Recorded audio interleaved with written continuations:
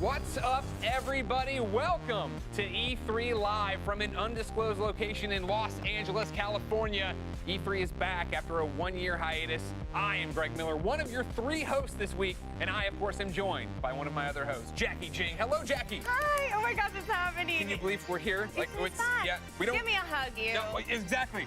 Get out of here, masks. No one needs you anymore, except for when I leave the set. When we leave the stage, we have to wear the masks. Actually. I love the Batman mask. Thank you very much. Well, we all found a new fashion sense in 2020, didn't we? Yes, indeed. Of course, as I explained earlier, E3 is back, but things are a little different than usual. There, of course, is no in-person convention this year. Our presentations will be virtual, but trust me, all of the news and excitement is very real. So while we may be here in Los Angeles reacting, all of you get the opportunity to see every announcement from the comfort of your own home. Yeah, that is right, Greg. We are coming to you from here in LA and sending the show out all over the world, from coast to coast in the US, to Latin America, to the Middle East, to the EU, to Japan, to China, and more. We're spanning over a dozen different countries, several continents, and if the Wi-Fi connection is working okay, maybe a space station or two orbiting Earth.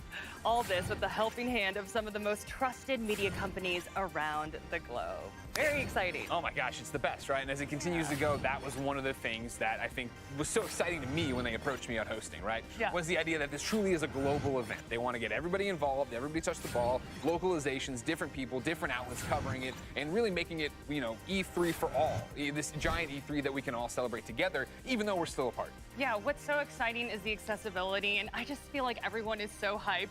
Brian Altano dropping us a tweet at like 5:30 a.m. Because you know he wakes up that early all the time, right? He's got a kid now. I know, but even before he had a kid, no, he's just an early riser, I think. You don't know Brian Altano from IG when he used to party. Trust me, he was not waking up, ladies. You're right. I did know Daddy Altano, so okay. But yeah, it was just so exciting this morning, waking up to all of the tweets and all of the excitement. You know, 2020 kept us apart from our friends and family, but 2021 is bringing us all back together again. We have a whole host of media friends from around the gaming community to react with over the next few days. And that brings me to our third host, Alex Golden Boy Mendez, who is with our media partners. Hi, everybody. Hi. Hello, everybody, and welcome. We are here in our Tetris Collective set. It's actually quite nice here. We're excited to be a part of E3 this year, and I'm joined by some of our friends and media partners. We got the one and only Damon Hatfield from IGN. Coop. Good to see you here. We also have my good friend and co-worker, right here, Avermedia, G4 TV, baby. We also have Dan Casey, the legend himself from the Nerdist. That's so nice of you. Dude, big fan, always have been. And the person who's become my new best friend over the last few hours, we got Michael Hyam from GameSpot. Michael, what's up, man? Thanks for having me here. I appreciate that. I appreciated that 100%. Of course, thank you guys so much for joining us here today. And you know, we're going to be talking about all the latest and greatest that's going to be coming out of E3. But before we do that, I want to get your guys' quick reactions. You know, Dan, we'll start with you. What are you looking forward to here at E3? There's so much to get excited about. I'm really stoked for the PC gaming show because there's a lot of great stuff that comes out of that every year, a lot of indies, but in particular, Dying Light 2. I can finally live my dream of perishing in a parkour accident without actually perishing in a parkour accident from the safety of my own home. It's going to be so much fun. We've seen a lot from that game. There's a lot of surprises to come. Yeah, I think all of us would rather not perish from a parkour accident. Damon, what about for you, bud? We got Ubisoft coming up today. My favorite thing to do in video games is clear outposts, so Far Cry 6 is very exciting to me. I'm also a rabid fan of turn-based strategy games, so if Ubisoft had something along those lines to show us, I would say, yahoo! Oh, look at that. Okay, all right. Amelie, what about for you? I'm excited about everything, GB. This is the first time that I get to join everyone here at E3, so I've got like the nervous sweats as well as the excitement sweats. That's right, the best sweats. But what I'm looking forward to is hearing some news from Capcom, because I know a lot of people have their fingers crossed for potentially another VR experience, and Maybe.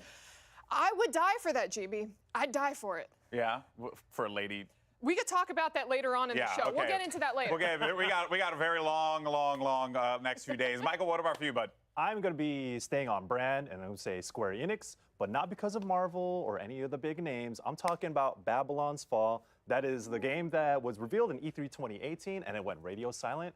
But Platinum Games, I know that they got something up their sleeve, and I know that you're a big fan. Obviously, you're a big fan of Platinum Games as well. But Nier Automata is one of the best games of all time, and I want to see what Platinum has up their sleeve this time around. Bold statements here from Michael. That's what you're going to be hearing all weekend, folks. Bold statements, hot takes. That's what you want to hear. But we want to thank everyone for joining us, and we'll have more in just a moment. But first, we actually have a special announcement to share with all of our fans. And to help with the news, here's a very special guest.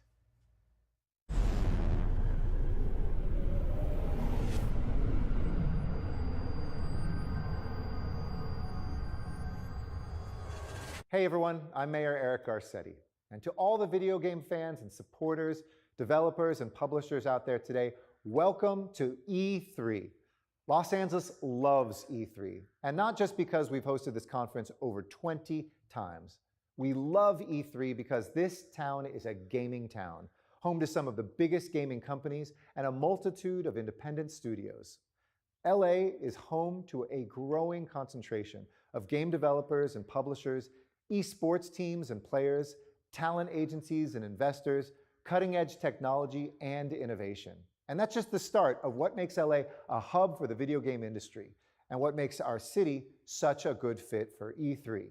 You have an incredible few days ahead of you. So enjoy, and we'll look forward to seeing you in person here in the City of Angels in 2022. We're back, ladies and gentlemen. Next year, E3 in person, back in LA. Nothing could possibly go wrong. I was like going Super Saiyan. Yeah, exactly, right? Well, Let's it's all happening, right? All the yeah. restrictions are coming off. I mean, the fact that like we're able to be here, you and I together, but Alex, I mean, then to have GameSpot, Nerdist, IGN, G4 all under one roof, right? Like that was a dream last year when we were all at our houses watching streams. Totally. Actually, during rehearsal, you and I were like, can we? Yeah, like, it's the thing about it. Yeah, you know. There's what I mean? no Yeah, glass exactly. What do between you us do? anymore, What do you but do yeah. anymore? But we're here. It's happening. We're all in person, and we're excited to be in person with you next year, ladies and gentlemen. What an amazing start to this year's E3. There are so many more announcements on their way over the course of this year's Expo. So stick with us, everyone. There's much more when we return.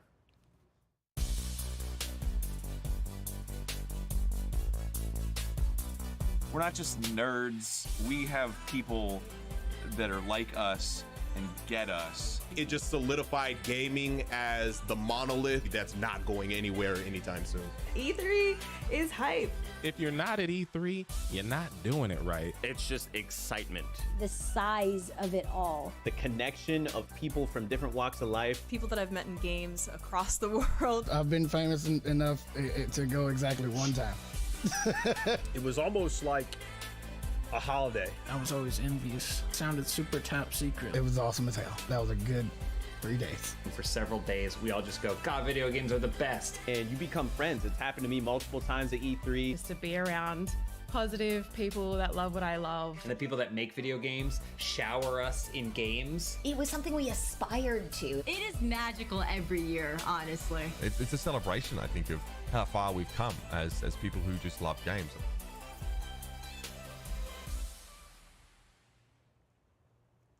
Hi, everyone. Welcome to E3 2021.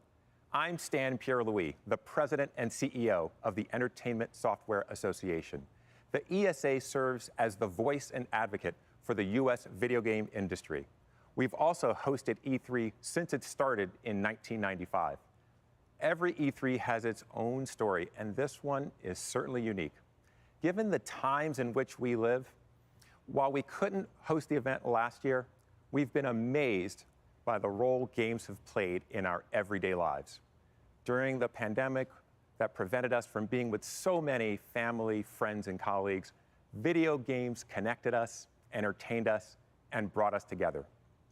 I'm not just saying this because I love video games or because I work in the industry. As a player and as a parent, I experience this firsthand, and I hear similar stories every day from people from all walks of life. Games kept us sane and kept us connected. That's what makes coming together this year for E3 so special. It's an opportunity to convene and celebrate as a community.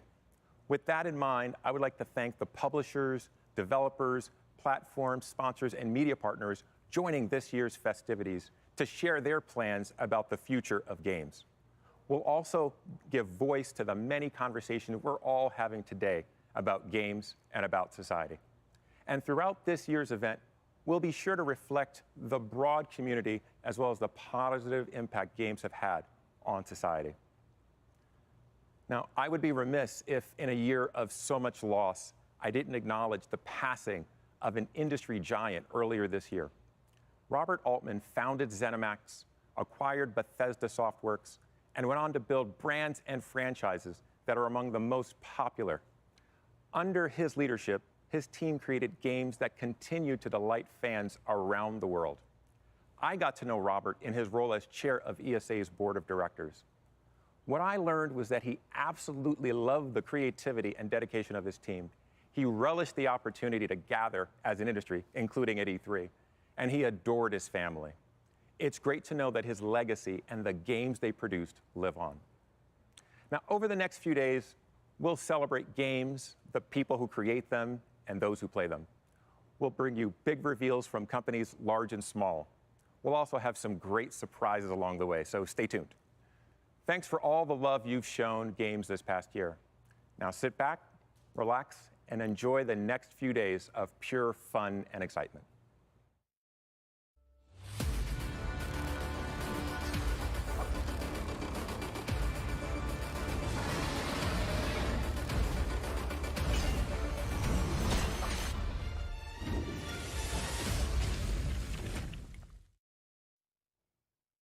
Thank you so much, Stan, for that. Appreciate it. And let's take a look at how this week is going to play out, starting with a look at tomorrow's huge slate of devs and publishers. We just saw an exclusive clip, by the way, from Naraka Bladepoint, which we'll see more tomorrow with 24 Entertainment.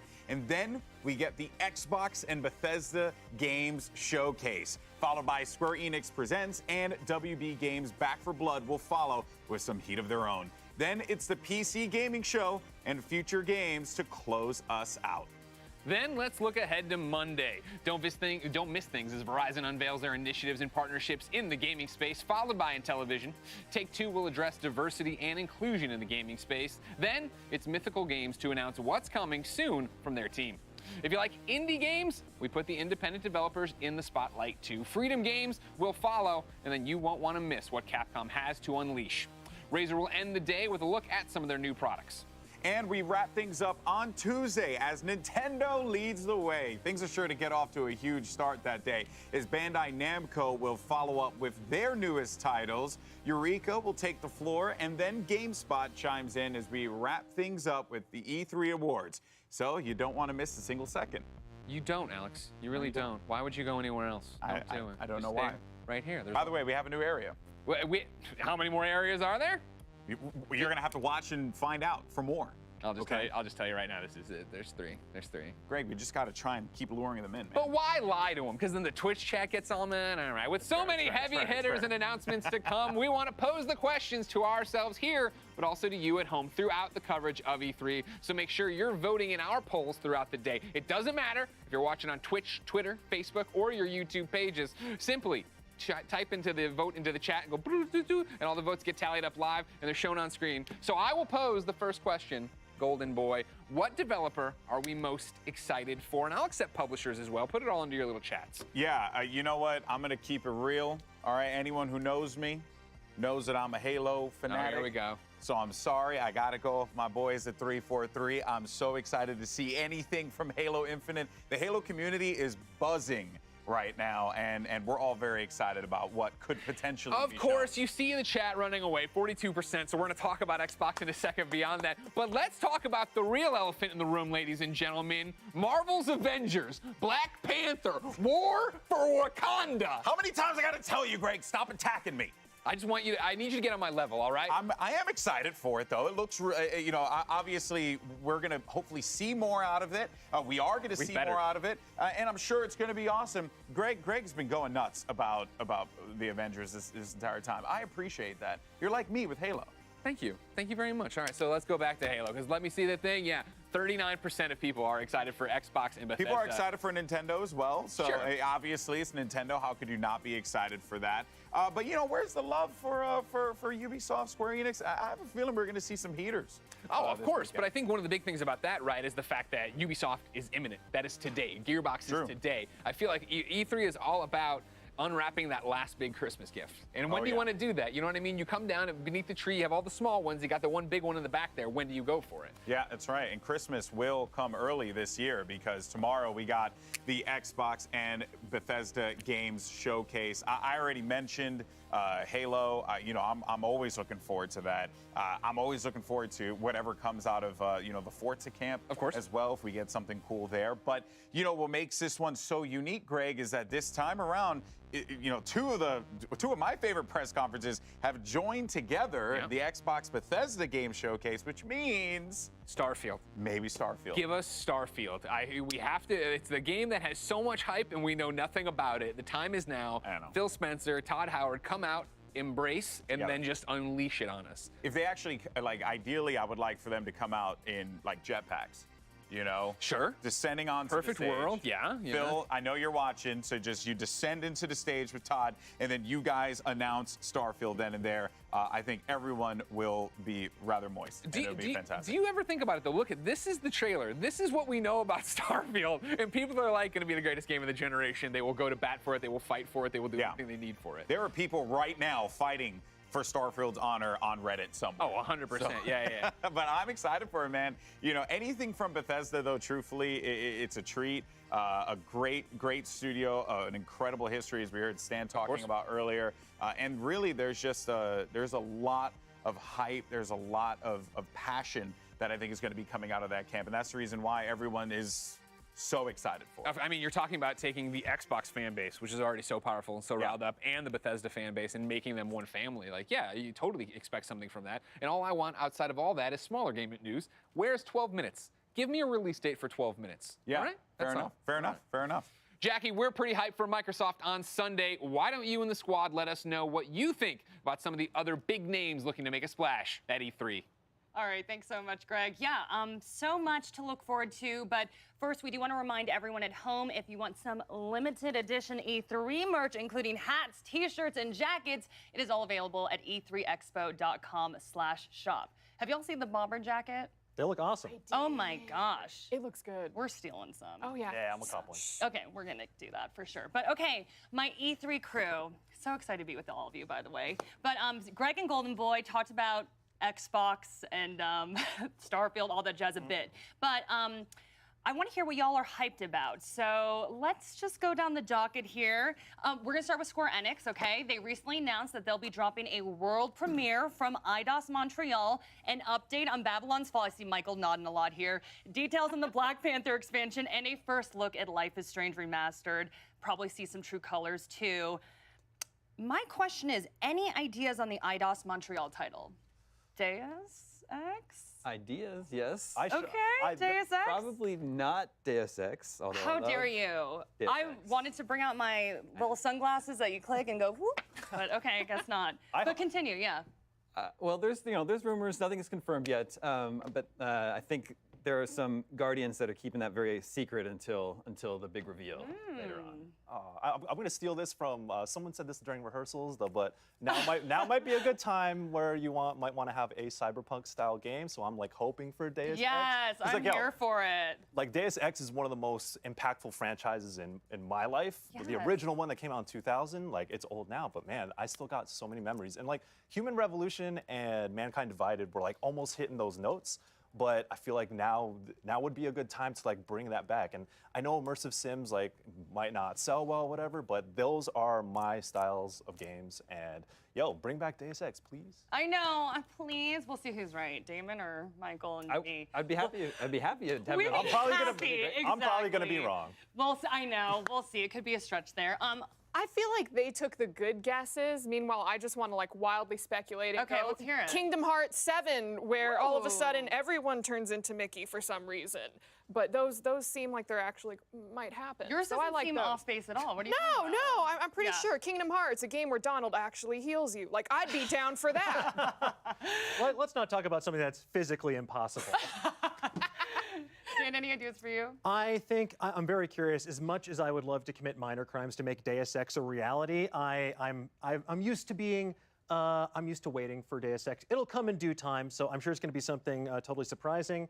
But yeah, I don't know. I'm just stoked for more Life is Strange as well. So I can't get my hopes too high when I have so many awesome things coming my way. And I think with the Life is Strange, the remaster, they're actually packaging like the first one and then the prequel together. So if you missed one of them, you could get all of them again. Okay, yeah. Life is Strange, I'm so absolutely hyped for. Animation is just off the wall, and then just so heartfelt and just like hits me in the feels so much. But all right, Damon, I'm gonna put you in the hot seat here because Greg Miller was telling me he used to kick your butt. Or actually, you guys would have been a really good team in Left 4 Dead. Yeah, that's not. Is that not how it went down? Left 4 Dead. Well, no, you could play each other too. The versus mode. Yeah, well, we never played that. Okay. Oh, okay, so it was co-op. All right. Because well, you I kept was getting your butt. assuming. That's true. That's true. Okay, I was assuming that you were ready for Back 4 Blood and you were gonna take Greg down. But okay, I guess y'all were doing co-op, so my bad. No. We're cooperative gamers. I'm super excited for Back 4 Blood. Yeah. God, it feels like a lifetime ago that we were playing Left 4 Dead with a bunch of other IGNers. So yeah, it's nice to have basically Left 4 Dead 3 Back 4 Blood coming. Okay, awesome. I mean, zombies, like, we can always use more zombies. Girl, I was gonna get to you and Lady D. Okay, let's talk about are we going Capcom. in? Let's Are we do it. going? Okay. As a tall lady, I'm obviously a big fan of the vampire tall lady. So obviously, Resident Evil 25th anniversary. I'm assuming some big drops here. Just no more creepy baby. Is everybody with me on that? Oh, for sure. Thank you. I never want to see that again, Capcom. Thank you. But okay, yes. But you know what we need to see? More Lady D? We had like Resident Evil 7 with the whole VR experience where, it was basically poop your pants simulator because everything was coming at you and you were terrified. Absolutely terrified. Yes. But dear God, what I would give if we got Resident Evil 8 VR edition, because then not only will I run straight into Lady D begging her to slash me with those nails, I am going to be playing. I'm like, cool, she's coming towards me.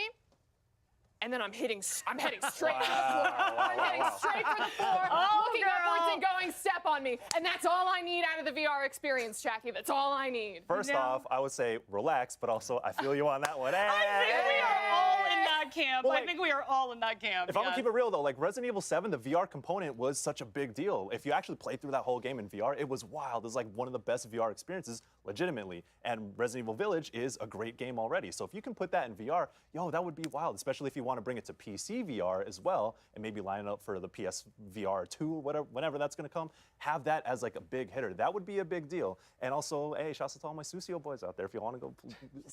Just be careful if you buy a haptic suit as well, because my pal Kyle Hill did the math. Hey, and chill. You will explode. You will explode if you get stepped upon. It's literally science. Relax. I'm willing to take that chance. All right. Godspeed. Worth it. Dan, Onimusha, are we going to see any of that? I hope so. Malik and I were chatting yesterday, God. and he's like, you got to ask Dan that. Oh my God.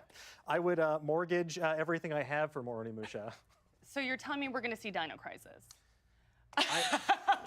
Why must you do this to me? I feel like I'm being relentlessly taunted here with all these titles. I hope they come. I hope they happen. If they do, it'll be a great day, but I'm sure they have some awesome stuff lined up, because even if it's Resident Evil 8 VR, even if we get some rumors of a popular fighting game, maybe a sequel to that, who knows? It's going to be an exciting presentation. Okay, and then we got to talk about Gearbox, everybody. Tiny Tina's Wonderlands. I can't even talk because I'm so excited about it. She is one of my favorite video game characters of all time. She's just this little wild thing, right? And it's gonna be a fantasy epic. I'm super amped about it. So how are we feeling? Am I the only one who's like that excited? No, it looks Roll for initiative. Just get in there. Yes. And Tiny Tina doesn't even look so tiny anymore that we saw. She's regular-sized Tina. And I'm I know. So I'm very excited. I know. I'm so excited. I mean, honestly, there are so many great items to discuss. If we want to go round robin really quickly, like, what are you most excited for? Damon. Perfect Dark. I knew that. We got a little tease Why last did I year. I'm a even huge ask? fan of Perfect Dark. I can't believe it's back. Show me what this game looks like. Michael. I already said in the beginning, Babylon's Fall. Show me what that is. Can you do that one more time? Oh my goodness, I can't believe you did that.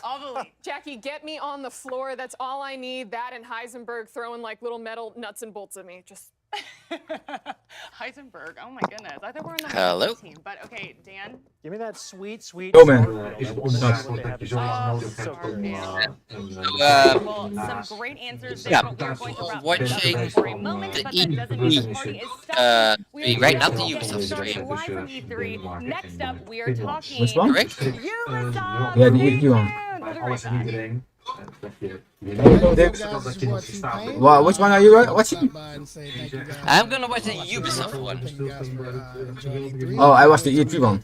To be back in each other's faces. But they're going to show Ubisoft too. Huge convention. Yeah, probably. But if we're watching different shows, they're probably gonna be like a few seconds difference, right? Oh, that's what you mean. Yeah, I'm watching the E3 one. So do you want me to also watch the E3 one, or are Yes, you gonna watch yeah. the Ubisoft one? Yeah, let's do it. Let's do it both together. Yeah, but which one? EP one, the E3 one. E3 one, okay. Yeah. Let me set it up. Is that Jack Miller or how you call it, dude? Greg Miller. I'm not watching. I'm watching the Ubisoft one right now, so I gotta switch. One Oh, second. okay, okay. Are you watching on YouTube? Yeah. Okay, then I'll also watch on YouTube. You know, well, we did get some news the other day about this whole Splinter Cell animated series. You know, if I'm a big man, I'm out here thinking like, Oh, that's so unlucky that they leaked the second part of second game, but Nintendo self leaked Yeah, it. that's Greg Miller on the right. That's Greg right. Miller. Just to check if we're both in sync. The guy on the left. No, wait. Let me see if I can find something that's very recognizable. Don't bring the VR one into this. I saw them try to do this to me the other day on YouTube. Don't worry about it.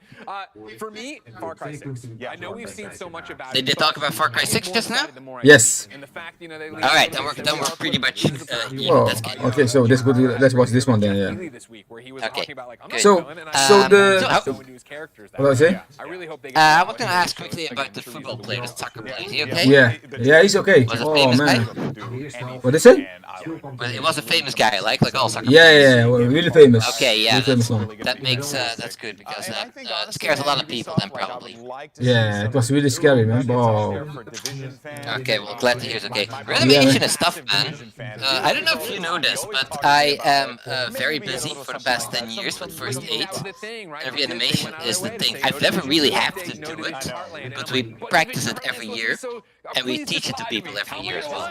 Okay. So we know if you start reanimating, it's serious. Even Yeah.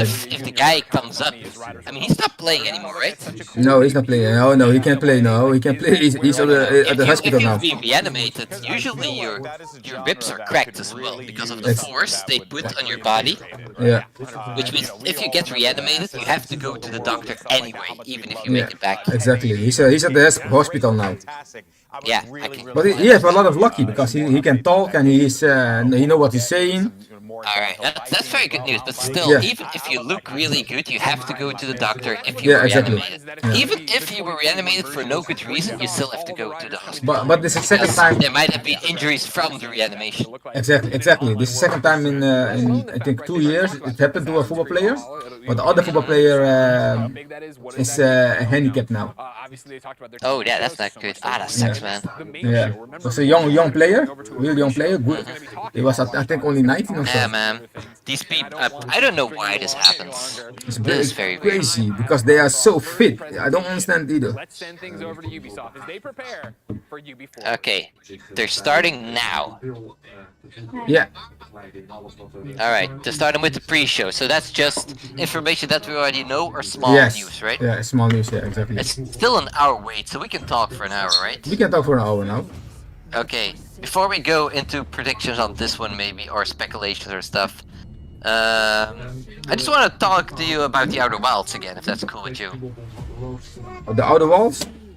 Outer Wilds is a video game I've been playing just with my girlfriend again. Okay. It is so amazing, man. I started a few weeks ago. No, I started like a month ago. It's very short, but we're playing it very slowly. But it is one of the best designed video games, best designed storytelling, and best like physics I've ever seen in a video game. It is amazing. It is amazing. The storytelling, the physics, and everything around it is perfectly put together. Okay. Like an amazing 3D puzzle where all the pieces fit perfectly. I am so surprised how good that game is. We're about to finish it, I think.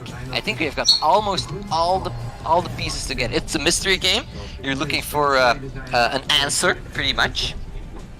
Oh, you told me about that one, yeah. Yeah. Well, it's not like Disco Elysium. That's a different one. Oh, it's a different one, a different game. Not, yeah, so the 3 mystery games I've played recently were Return to the Obra Dinn, Disco Elysium, and Outer Wilds. And it's the last one, which is in space, pretty much, just to keep it simple. Is one of the most amazing games I've played, I think, so far. It's an indie game, it's a short game, but it is really good. And you need to use your head, man. It is so smart how they put this together.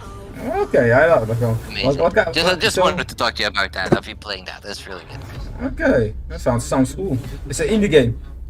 It's an indie game. Yeah, it's also on Switch now, recently. Okay. Since it was actually after they showed the Pyramid in Smash, the previous direct. The very next game they showed, that was Outer Wilds on Switch. You probably don't remember because it's a while ago, but that's what they showed then. Indeed, nice. I remember that. Oh wow, are we gonna be watching this for an hour? Because that'd be pretty boring. They're going to show things, but what the hell? Maybe this is a start. Yeah, well, the pre-show should start right now, no? There we go, there you go. Ah, there it is. Okay, so this is Valhalla, kind of DLC, I suppose, right? Yeah, kind of. I think DLC, yeah. Or maybe they're just showing the game and they're talking about behind. Usually in pre-shows they talk about behind the scenes stuff, right? Yeah. Also, I just think this is just a waiting. This is just a waiting area where they would show the guy walking, I think, which is also cool. They've never done that. No. The game is cool. Is the game also freezing for you sometimes? A little bit, yeah. It's like stuttering a little bit. Yeah, stuttering. Yeah, stuttering. Also. Yeah, I think that's just the stream itself. I think the connection is good. Okay. Okay. All right. So we probably know about one thing already, right? That was so stupid. That is so stupid. I mean, I love the announcement. I think it's stupid how we learned about it. Yeah, exactly. It sucks. I hate it. I wanted to be surprised during the show. Yeah, like I said before, I know it was coming, so I'm not really. Yeah, to be honest, I'm not really. For me, it's not. Yeah, you still need to see the game, so I don't care about it. Yeah, true. Well, they had a few screenshots on the webpage, right? Although they didn't really show any they pull it off now. They pull it off now. Okay, yeah. I was hoping they would do. Actually, I was hoping they would do something with something else than Mario. Maybe a Zelda tactics game, Zelda and Rabbids Kingdom Battle, for example. Yeah. Oh, yeah. That's also nice. But we still don't know what the hell they're going to. No. Maybe there must be something new we don't know yet. Yeah, we don't know. I mean, they said there would be 9 characters. I think there were like 8 characters last time. There going to be 9 characters this time. Oh, I did not read it. Yeah, so we'll have to see what that is. Well, I really liked the game, so that's good news. Exactly. Yeah. Did you finish the first game? Sorry, what? Did you finish the first game? I finished the first game and I finished the DLC as well. I completed the first game. I did not complete the DLC. There's 4 more missions I have to do. And then I've completed that. But there's 4 extra hard missions in the DLC. Okay. And I might complete it right before it gets released, for example. It looks really, I love the game. Have you finished it? Did you finish the game? What did you say? Yeah, I finished. I finished. My son finished it. So I played together with him. Okay, I see it. Yeah. Okay, cool. Moment. All right, I'm gonna get some something to drink. Yeah, me too.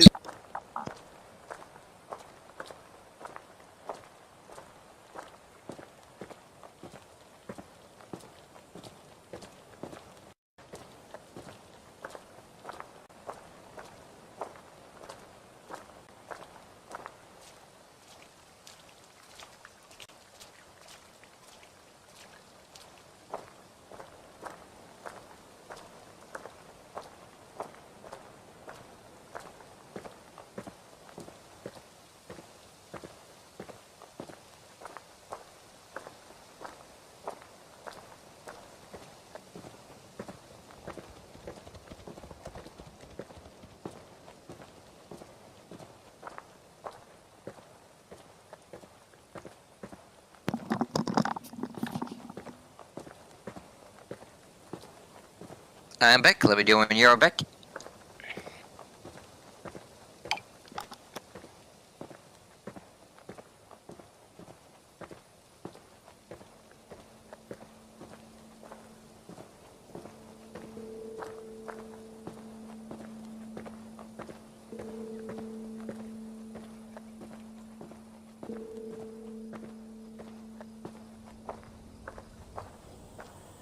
Yeah, I'm back. What the hell is they going to show? Back. Oh, yeah, welcome back. What? Oh, okay, now it's there.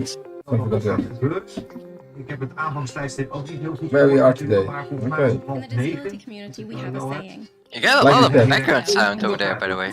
Yeah. Everybody's up. Everybody's still up. And the little one is hitting my PC. Go! Away! Nah. That we work with the community to improve accessibility. We're not just involving, but valuing players and developers with first-hand experience of disability. We're much less likely to make mistakes in our approaches. Even if our efforts are well-intentioned, I like how the different developers are much more busy with accessibility with video games nowadays. Yeah, it's indeed good. It's a good sign. Yeah. Microsoft's also working hard on that, so I'm Microsoft really also doing that, yeah, so that everybody can play games. It's a good one indeed. We got to sit down at a table going through ideas on how a feature could be used, like the directional captioning, or what kind of information could be on the screen at the same time. Whatever could be removed. There was a lot of going back and forth to make sure there was no... So they're definitely gonna show Far Cry 6 as well, right? It was great. That's one thing for sure. Yeah. Anything they've shown a teaser for recently, they're gonna show gameplay about. Exactly. They didn't show the teaser recently, not just for nothing. Exactly. You just teaser to show and the A3 is going to pinch it. I think there was also a leak for a Splinter Cell or Sam anyway, Fisher being in a different part of in a different game again. So hooray for that. Game or anime? Do you talk about the anime?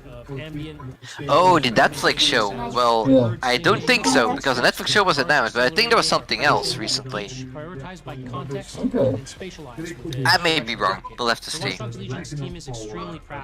you think they'll have some Watch Dogs DLC? I think it will be DLC, yeah.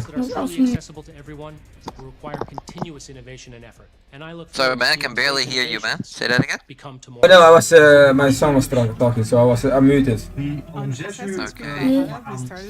Wait, he's asking me something. One moment. Early in the process, we have options for player to choose their text size, but also the text size of the subtitles. You can add a background to your HUD elements to make sure the contrast is good for you. We can adjust the icon size also depending on your gaming setup. We want to make sure you get the most out of it. Ubisoft's goal is to make games that enrich our players' lives. Sis, did you saw the garage, the game build garage? Did you saw what they make with it? I've heard of a few things, but I haven't actually seen it yet. Amazing, bro! My God, amazing. These are people that have been working on it for a few days now, right? Because the game released like yesterday, and you can't build that in one day. No way. Amazing. Those were crazy, like, yeah? yeah, those are people that had the game a few days longer because you can't do that in one day. No way. Wow, it's really crazy, man. I saw someone made Doom. Wow, Yeah, wow, yeah, wow, I've heard wow. about it. Yeah, crazy. I heard about that. Like I said, you can't make that in one day. That was probably somebody who was reviewing the game and had it a few days in advance because you can't do that in one day. Exactly, yeah. It's impossible.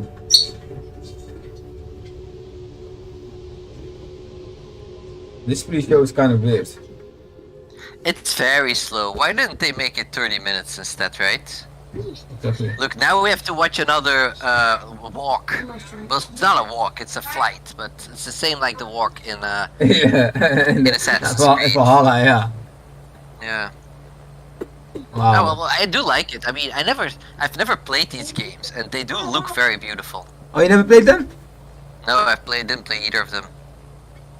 I I played a lot of Assassin's Creed though. I played the first one, I played the second one, I played Brotherhood, I played Revelations, I played Assassin's Creed 3, and 4 Black Flag, and that's where I quit for a while. Until now. I was considering starting up Unity as my next one. Okay, yeah, Unity, I never played that one.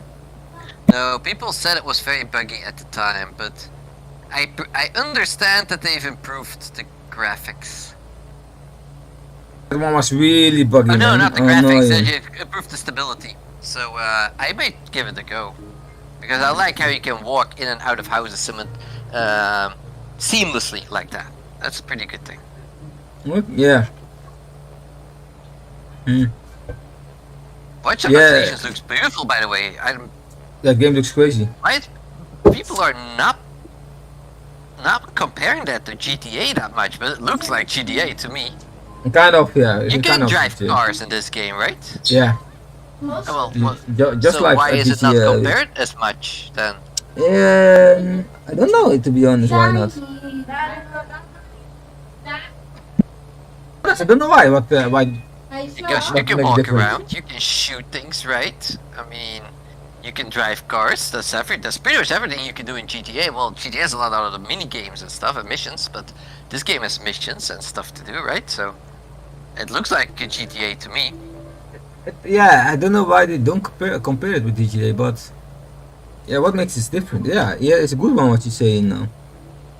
I mean, sure, it's sometimes about hacking, sometimes it's about lots of other things and drones and stuff, but sure, GTA 6 can have drones just as much. I think GTA San Andreas had drones.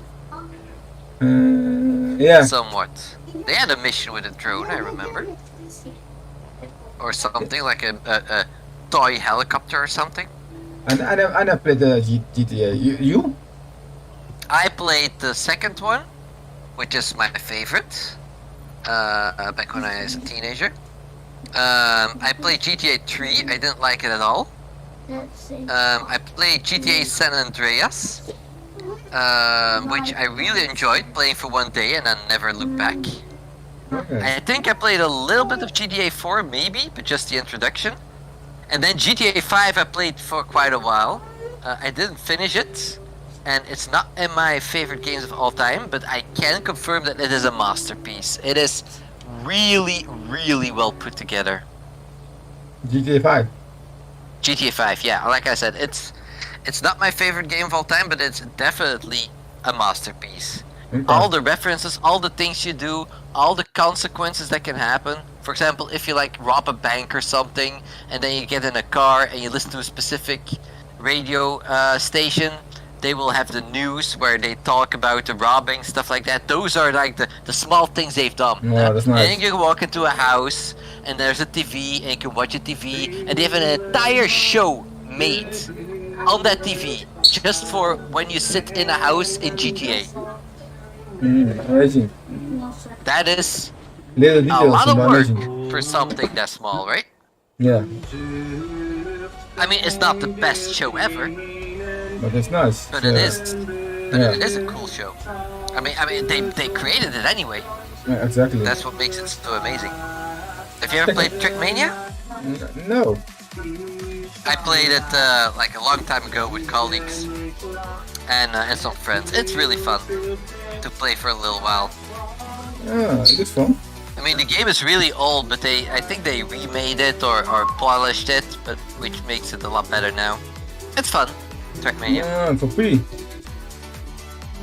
Nice.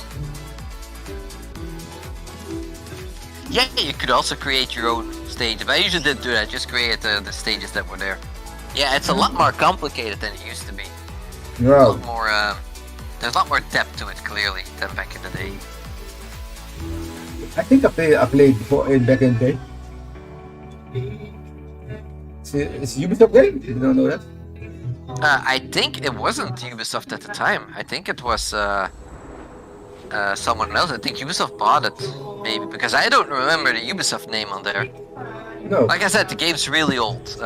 Like way before I was watching E3s, I played it. Yeah, it's really old game. But maybe they recreated it and then it became Ubisoft branded. Yeah, exactly. I mean, maybe. Yeah. Oh, wait, that bike game. Oh, what was it? Which game is this? What was the name of this game? You showed this game before. Yeah, they showed this game the previous Ubisoft Forward, right? Yeah. I forgot what the name was. You call fly, you call on a bike, on a bicycle, and yeah, it was kind of like Steep. Yeah. But it's not Steep. It's like a sequel to Steep, kind of, right? It was kind of, yeah. You can do a lot of, I think, 12 different things. Let me see if I can find the name. What if I just type Steep sequel?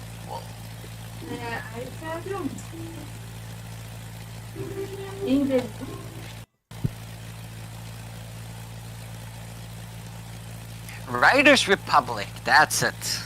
Yeah, that one, yeah. Yeah, I'm not interested in that. I mean, I'm sure there's a lot of people who love that. Don't like it. No, it's not mine. Yeah, we're also gonna see Just Dance. Oh man. Of course, Just Dance. I would Just Dance. Every time I think we've just talked about the entire show just now. Yeah. That's everything. There's gonna be Mario Rabbids, there's gonna be a lot of tactical shooters, there's gonna be Riders Republic, Just Dance, Far Cry, and Verdun. They have some surprises, so we have to wait and see. Okay, is there anything from Ubisoft that you're hoping you would be there, but aren't sure will be there?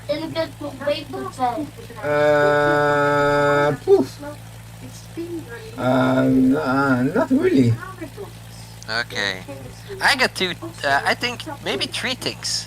Oh yeah, we're gonna see an Assassin's Creed, maybe. Or DLC for Assassin's Creed.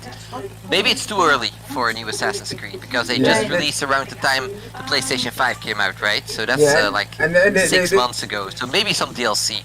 And they confirmed already that they want to make after 2 years a new one. Not every year anymore, so... Okay, that's cool. But they might show DLC now, right? Maybe. I think DLC. We're going to see DLCs. Okay. So 3 things that I would love to see.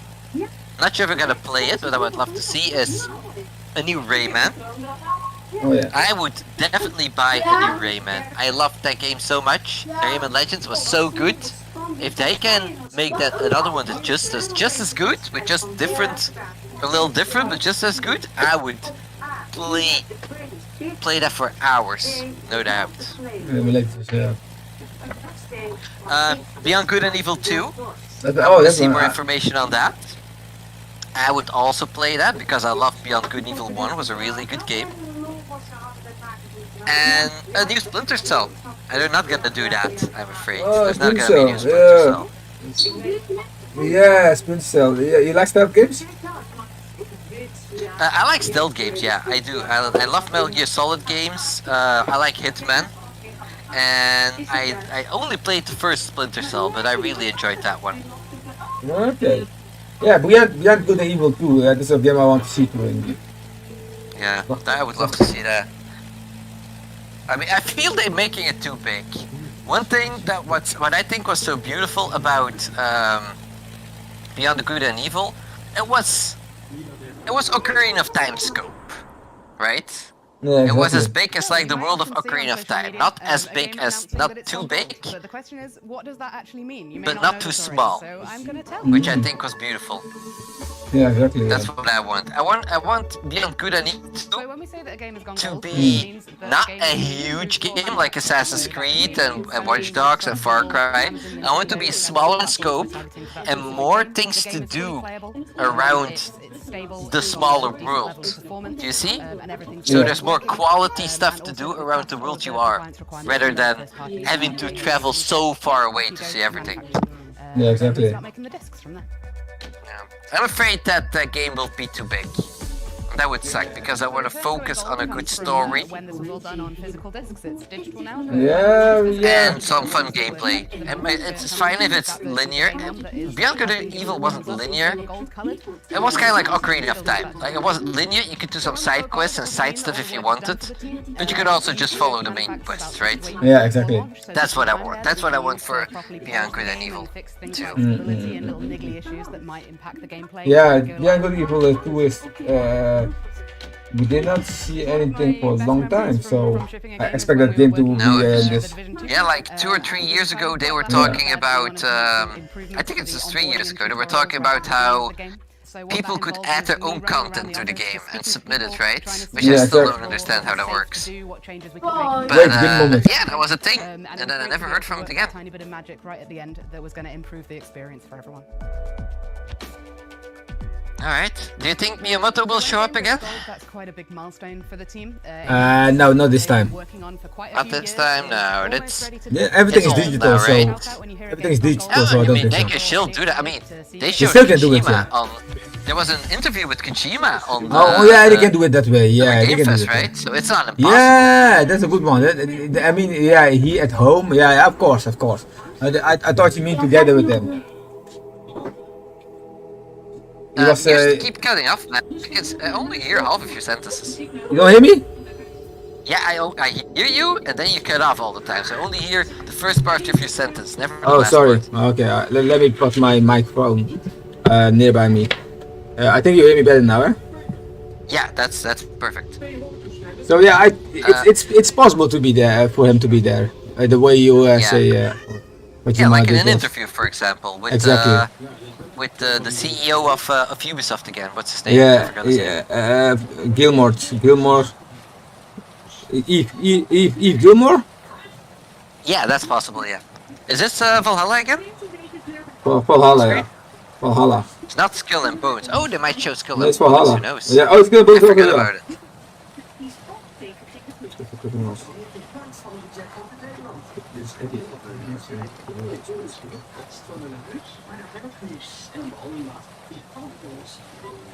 What the hell is this? I might, if they show like this, stuff like this again, I might make some dinner, real quick. If that's Yeah. okay with you. What did they say? I was reading. That I might, if they show another walk cycle again later, I might quickly make some dinner. Yeah, it's cool, man. You can't wait. It's stupid. Yeah, because there's not much happening. I mean, what were we expecting? Pre-shows are never, well, except if it's like, what do you call it? Like the Game Awards. There's usually no premieres on the pre-show. So Yeah, exactly. Yeah, I but I like seeing them anyway. I mean, they have some behind-the-scenes information that's nice. I mean, I like video game culture, so I like to see some behind-the-scenes stuff. It's smart to do what you think, man. Go make some dinner because they will keep doing this kind of things. Yeah, I mean, I will do it as soon as they show it. When this is done, they're probably Okay. gonna show something new about a trailer for a game, existing game, or Yeah, there you have it. something else, and then they show the weird screen again, and then they'll go to the cycle again. That's the time I'm gonna go make myself some food. Yeah, okay. Yeah, did you did it? So people, did you show the pictures from the game? For Mario Rabbids? Yeah. Yeah, I did. There was only 3 of them, and it was just Mario and his friends walking around. But it so looks didn't see really much. sharp. They do look sharp. Yeah. Also, E3 has started, and we've not seen the Switch Pro Nope. at all. Nothing. Oh, this was But a coincidence, by the way, on Twitter. They celebrated the anniversary of the Game Boy Advance. So they had a tweet and then a picture of the Game Boy Advance. Yeah, I saw saw that when one. people glimpse that, Yeah. it's the Switch Pro, and then they look at, oh no, it's the old Game Boy Advance. But it's funny to see people like getting surprised and Yeah, immediately exactly. disappointed. Yeah, fun, exactly, yeah. Exactly. My name is Einar Salvik, a musician and composer from Norway. I've not played Valhalla, but it looks beautiful, that game. I'm a musician and a singer. But I can't keep playing every Assassin's Creed game. These games are so big and they're coming out every 2 years. It was first every year, now it's 2 years. Yeah. I understood quickly that myself and people in What's the name of the Gods and Monsters game? They changed the name, right? Do you remember? Which one? My part in it could be. Oh, the game that used to be named Gods and Monsters, the Phoenix yeah, game. Phoenix, yeah. That's the first Ghost of Phoenix something. Phoenix something Phoenix, right? Yeah, something Phoenix, yeah. They might have some DLC for that. There were some DLCs already, so. Really? And there might be some bigger DLC, maybe bigger ones. To her way of approaching the older song traditions, it feels great to have her. Yeah, this game looks so good. It was certainly It looks really good. I am very surprised on how good this game looks. Moment. Approach to making music, to work with Einar on these songs was just something to me that felt quite natural and really enjoyable, actually. I have implemented instruments such as the lyre, which would be They go to instrument at the time. play soccer again. The bronze horns that we. You mean they're gonna continue the match? Yeah, they're gonna continue the match. Yeah, after what happened. Alright. I mean, they can. I mean, They must. Yeah. I don't think there's more risk of things happening, right? No, but it's a weird situation. I mean, the public said don't continue the match, but the problem is Finland. You have to go tomorrow back. Oh no, have to go tomorrow back for to play another match in a different country. So they they can't wait. So they have to finish the game now. I see. That's crazy. Tough to go from one country to another just to play a match again. Yeah, that's the problem now with the coronavirus, with the corona situation. Oh yeah, it's even worse. Yeah. So because of the current situation, everybody they play in 5 different stadiums. Sort of the heartstone of Ireland. It was really a great experience working on these 2 songs. They were very, very different. Well, I hope things go well. I hope this doesn't happen. This doesn't happen too often anymore. No, it's yes, really which is a mysterious language. Tough. This is Crazy things, man. If you see that kind of thing. evidence of through writing, but we don't know how it sounded. We don't actually know for sure how it sounded, so it's a little bit of educated guessing. The legend is that the stone will bring woe, but the song claims if Ireland came to peril, the stone would rain a storm of wonders. But Kira is a very important character in the story. Kira means the dark-haired one, and it was challenging for me too. I think Battlefield 2 was really insane, man. Very, very strong character, but it was really incredible. Sorry, you're cutting off again.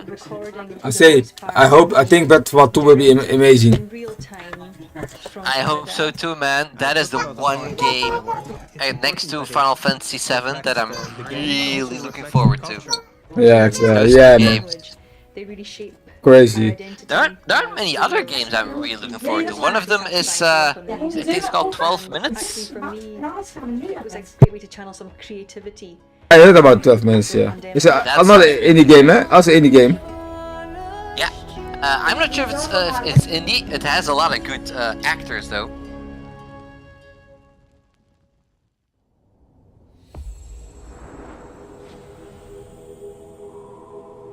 $12 minutes. What kind of game is that? I forgot. It's a game where you're in a 12-minute loop, where you're talking to your wife, and then a murderer gets in and he starts killing people, and you have to go I now make different remember. choices, and I like do different things. Now I remember, yeah. Now I remember. What else am I looking for? That's pretty cool. That's pretty much it, I think. Those two games. Kina, looking kinda forward to it, but not. It's not a day one purchase for me. I want to hit Deathloop. Also sounds good, but same thing. I want to wait for that. See if before anything. There's some. My point is, there's some games that I want to see first and hear about other people how it plays for real. The only games I would buy day one.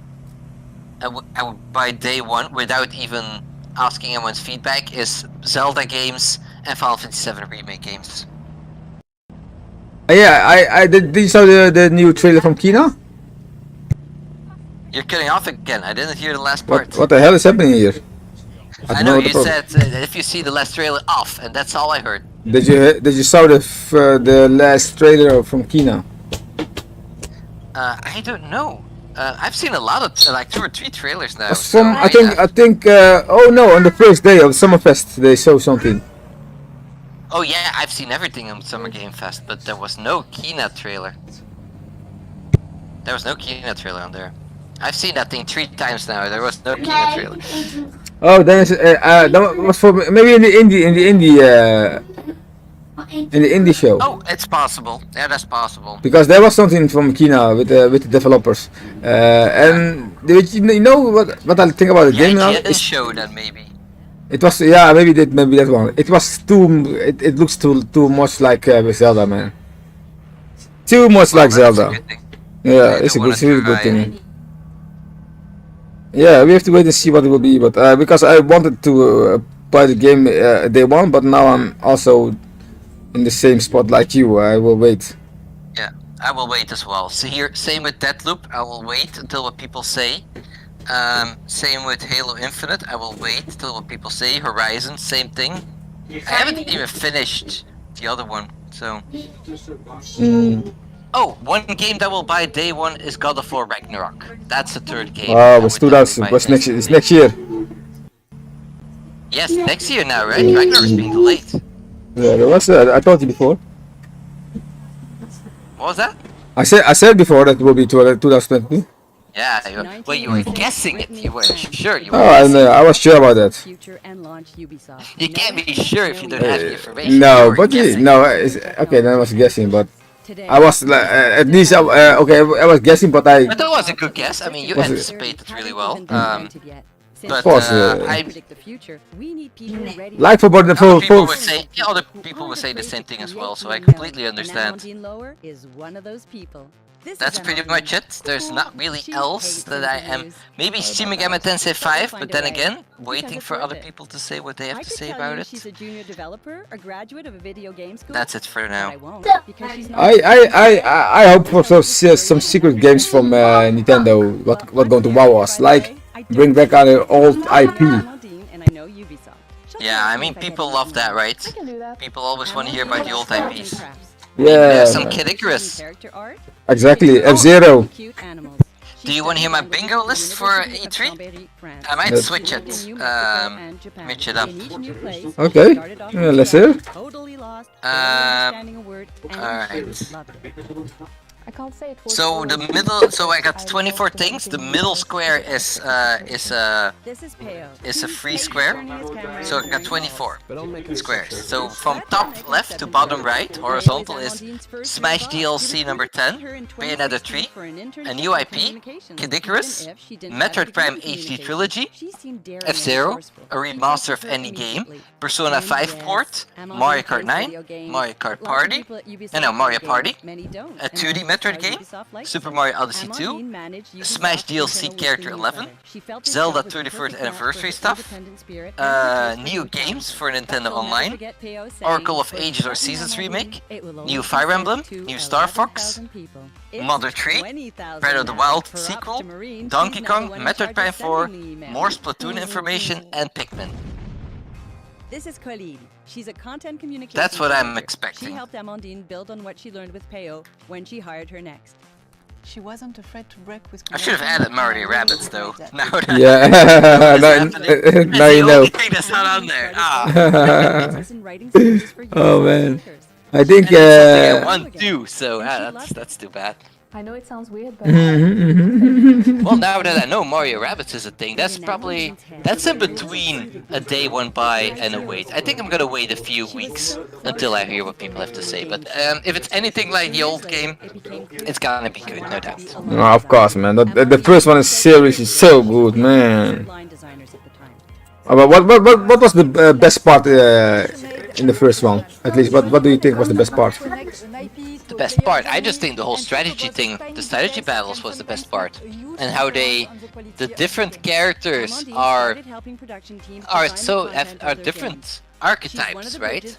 One is a sniper, and the other one is a healer, and stuff like that. That's what I think I really liked. How you can see the battlefield and then think, these Mario characters will match best in this situation. I love the boss. What was singing? Hey, there's a Mario Rabbit in the background. Did you see? Yeah, I saw it. Yeah, I saw it. Yeah. I love the boss. What was singing the whole time? The opera one. Oh yeah, that was weird. I mean, was amazing. Like, Nintendo didn't hear the English version of that song because I feel like some things were a little too off to get Nintendo's approval. But I guess they were a bit lenient with it. No, exactly. Maybe. Yeah. No, but again, it was. I love the way it was also funny. Yeah, it was. I mean. Usually Mario and Rabbids aren't that funny for me. I mean, they're a little childish fun, right? Yeah, exactly. So I don't really enjoy the Rabbids, but in combination with Mario, all the reference they made, that actually made it kind of fun. So I did. Yeah. Anyway, so this is a good time for me to make some food. See you soon. Yeah, you're going to? Okay, I see you so.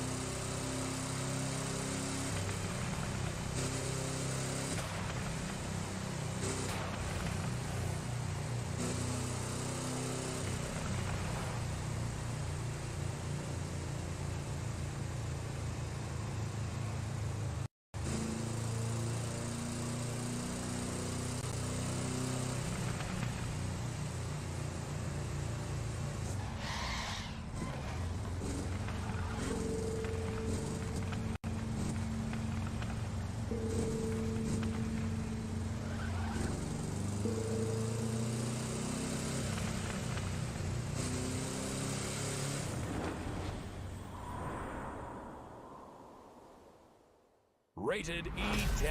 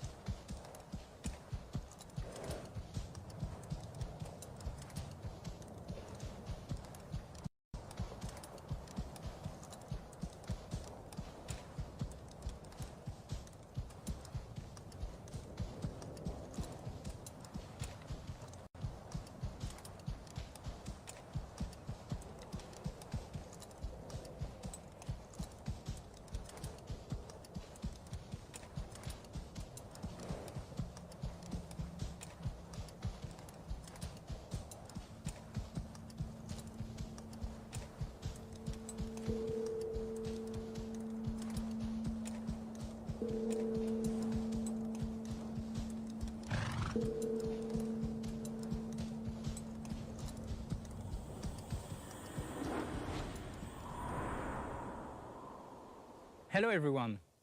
As you may already know, Ubisoft has been supporting indie studios for many years now. Whether it's on production, innovation, creative or even financial support, our teams have been supporting indie studios from all over the world. Today, we wanted to use Forward to highlight a selection of indie games we've had the pleasure of supporting recently. Enjoy! Hi, I'm Sandro, the co-founder of Tucana Interactive, a young independent game development studio based in Berlin, Germany, currently working on Dorfromantik. Dorfromantik is a relaxing strategy and puzzle game where you create an ever-growing idyllic landscape by placing tiles. You can immerse yourself in a beautiful, peaceful and quiet world if you need a break from everyday life. But Dorfromantik also offers a challenge for those who are looking for one.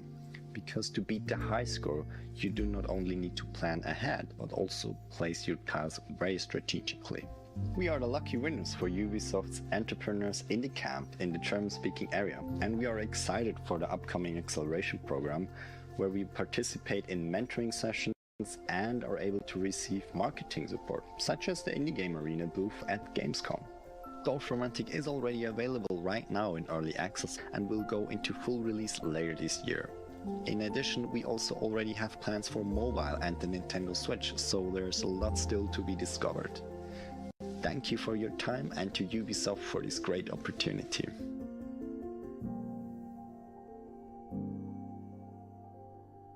Hey y'all, so I'm In Taylor. I'm one of the co-creators of Bravery Network Online, a game by Gloam, which is our studio. Bravery Network Online is a turn-based strategy game. You've got a team of 5 fighters. You're playing against an opponent's team of 5 fighters. And they are, you know, a little bit gay. But you know, if you're not gay, that's okay too.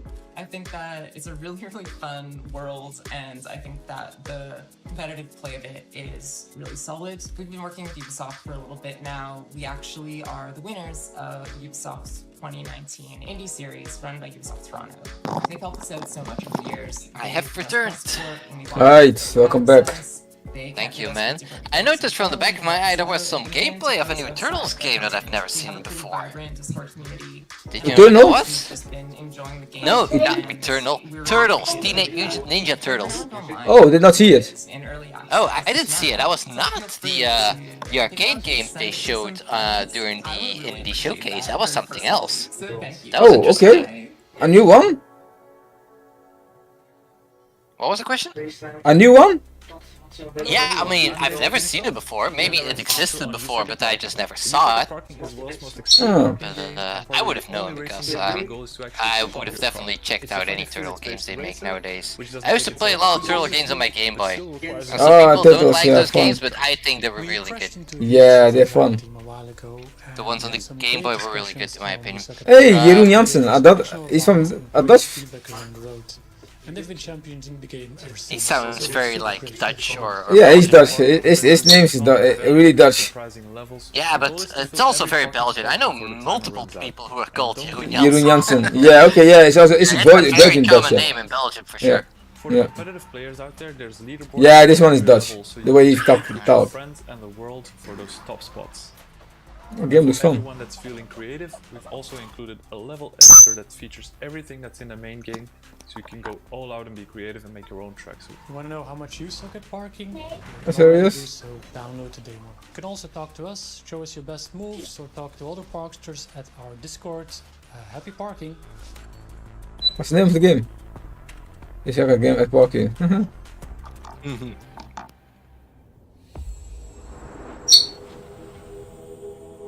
The closer we get to the show, the more interesting it seems to become, right? Yeah, exactly. Because more people are showing up, so they want to save the best for last.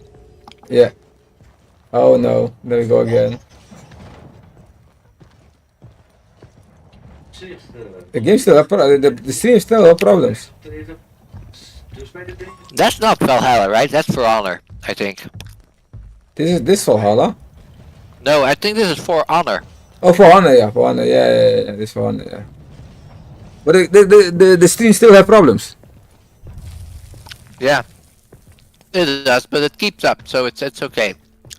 for me. I mean, it just stutters a little bit, but yeah, that was what I'm talking about, the stutter.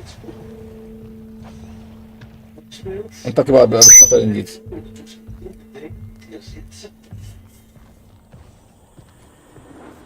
How's your girlfriend doing? She's next to me. She's gonna watch the show with us. Ah, nice. The crew. That will be DLC. I'm Olivier Guédon, producer here at Ubisoft Ivory Tower. The Crew 2 launched in 2018, which is its 3rd anniversary. It's been a very intense year with multiple content deployments. Wow, this game's 3 years old, really? And every 2 months, yeah, it's, we delivered all the content time flies. 1 year ago. And for this, I would like to warmly thank our teams here at the studio for their work and commitment despite the COVID-19 context. Time flies. But it's also time to warmly thank you, our community, since we are really proud to announce that we are now more than 30 million players who have joined the Crew franchise since 2014. And for those who have not joined in yet, what a better time to jump in the Crew 2. First, claim this amazing vehicle for only 1 Crew credit in-game starting today. Also, next week, one event for each major update we released so far in a special anniversary, but it's far from being over. And I'm super happy to announce more season for our 4th year. This new content will of course be available through Motherflix, new season and episode. But enough talk, and enjoy a glimpse of your next Motherflix show. Thank you all. So what's a DLC? Formula 1.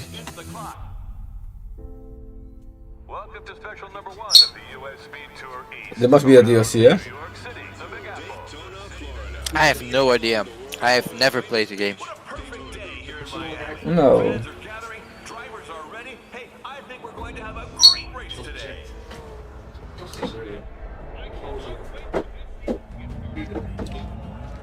Yeah, it looks like DLC.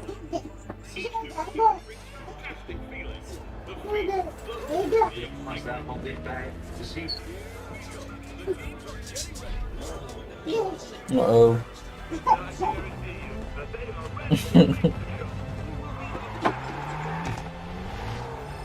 Formula 1 in the crew. Shiny. They show like big, huge tracks you have to do with any car and see who's fastest or something. Oh yeah.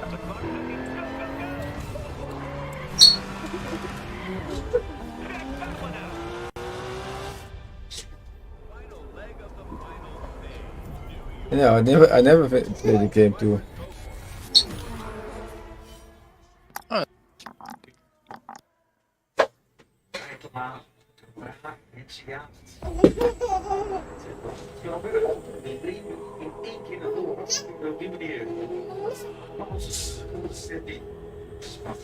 Yeah, Skulls and Bones there. I think they're going to show something from that. They might. There's another walking cycle of Trackmania this time. Yeah. Ratchet & Clank are ripped apart. It's What do you think? Do you like it?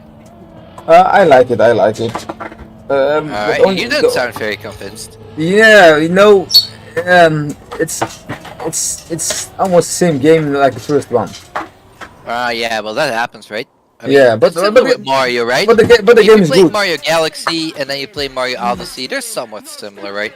Yeah, but the many things are different in the game. From I believe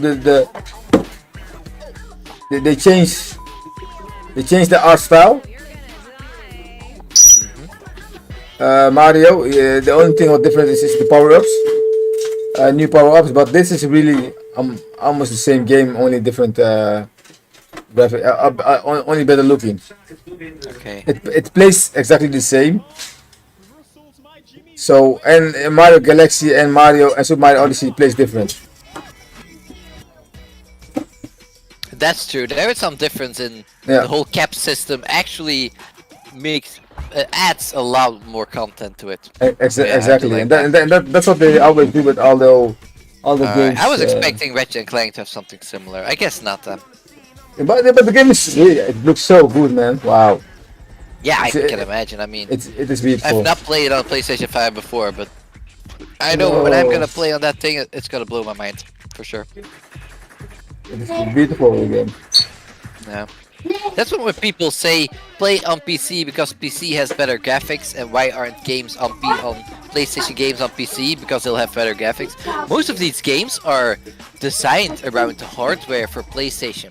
If you need to build a game around the hardware of around many different like archetypes of hardware, that limits how much you can do with a video game. Exactly. Which is why I do like some games exclusivity for PlayStation and for Nintendo, because they can make their games look really good by focusing just on that hardware. Exactly. So I don't mind that, because when you look at, let's say, The Witcher, right? The Witcher looks really good. Absolutely. The Witcher does look really good. But it's made for PlayStation, for Xbox, for PC, now for Switch. If you compare The Witcher with, for example, Uncharted 4 or The Last of Us Part 2, those last two games look a lot better than The Witcher. Because those games were created for that hardware, while The Witcher was created for all hardware. Yeah, exactly. Yeah, I know what you mean. Hey, look who's back. It's exactly what you say. It's, I'm Latish Dalinadan, live producer on Legion. Back in October 2020, you recruited a resistance, built DedSec, and saved our near-future minds. Since then, we have that's true. If the game is really made in mind with the PS5 and Xbox, and only on the PS4, that's different than if you make a game for everything. Exactly. Got a simple job for you, Aiden. Huge payday. They showed this already, right? This trailer last time. This is different. This one? No, this is new. This is new. Well, It's there's your expensive. DLC for Watch Dogs. Yeah. I don't know. I've never seen much of it. Well, I've only seen the trailers, and I've seen Aiden before, so I thought it already existed. Okay. Yeah. Okay, I guess we're doing this.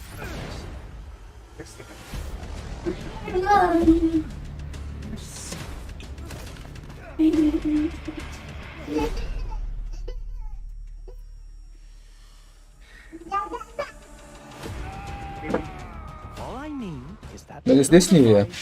stolen by your partner. It's Watch Dogs, of course, but New DLCs. yeah, I guess so. Trust you without some insurance. Well, at least that's then it's not in the main show, which I think is good. Which means they can focus on better things, right? Exactly. Nog 3 minuten, pap. Mama. Wat moet doen? Papa, over 3 minuten is afgelopen, toch? Wat? Dit. Nee, dat gaat beginnen, echt beginnen. Het nog echt beginnen. Mhm. Ja, maar het staat E3 toch? Ja. Met dit spel of zo. Ja, dat laat ik niet spel zien. Dat mag je helemaal niet zien. Waarom niet? Voor 16 plus. Het schietspellen. Mhm. Oké. Je staat beetje raar.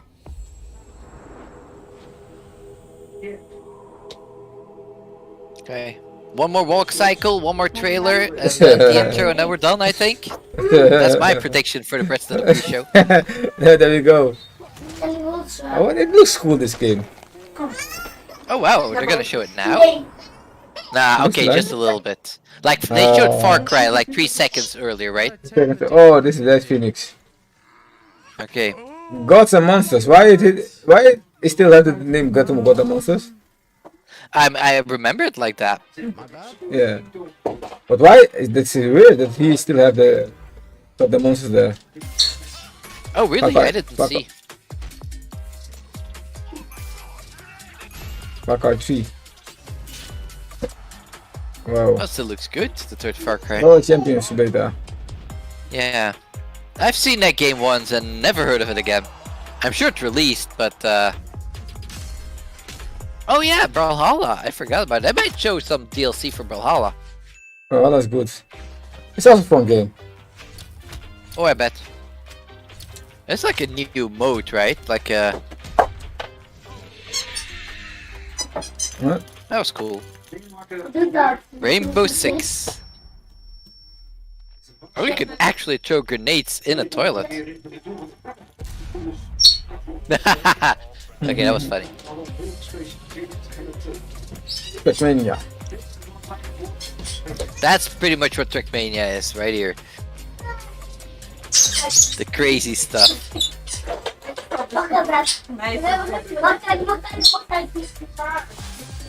Trackmania. You can make your own track? Your own tracks, yeah, that's right. Nee, niks van. Wacht, nog 1 minuut.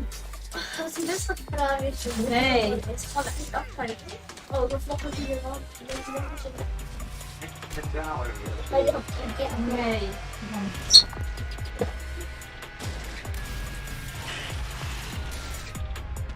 I hope they stopped immediately with Mario Rabbids 2. With Mario Rabbids, yeah. I mean, I hope they don't end it with that. That would suck. No, exactly. If that's the final ending, I mean, it's still amazing, but I hope they have more than Oh, there that. we go. 17. 10. 10 seconds. Let's go. 5, 4, 3, 2, 1. Are we in sync, pretty much? Yeah, sync, yeah, it's done. Papa. Yeah. Laat ik het klaar.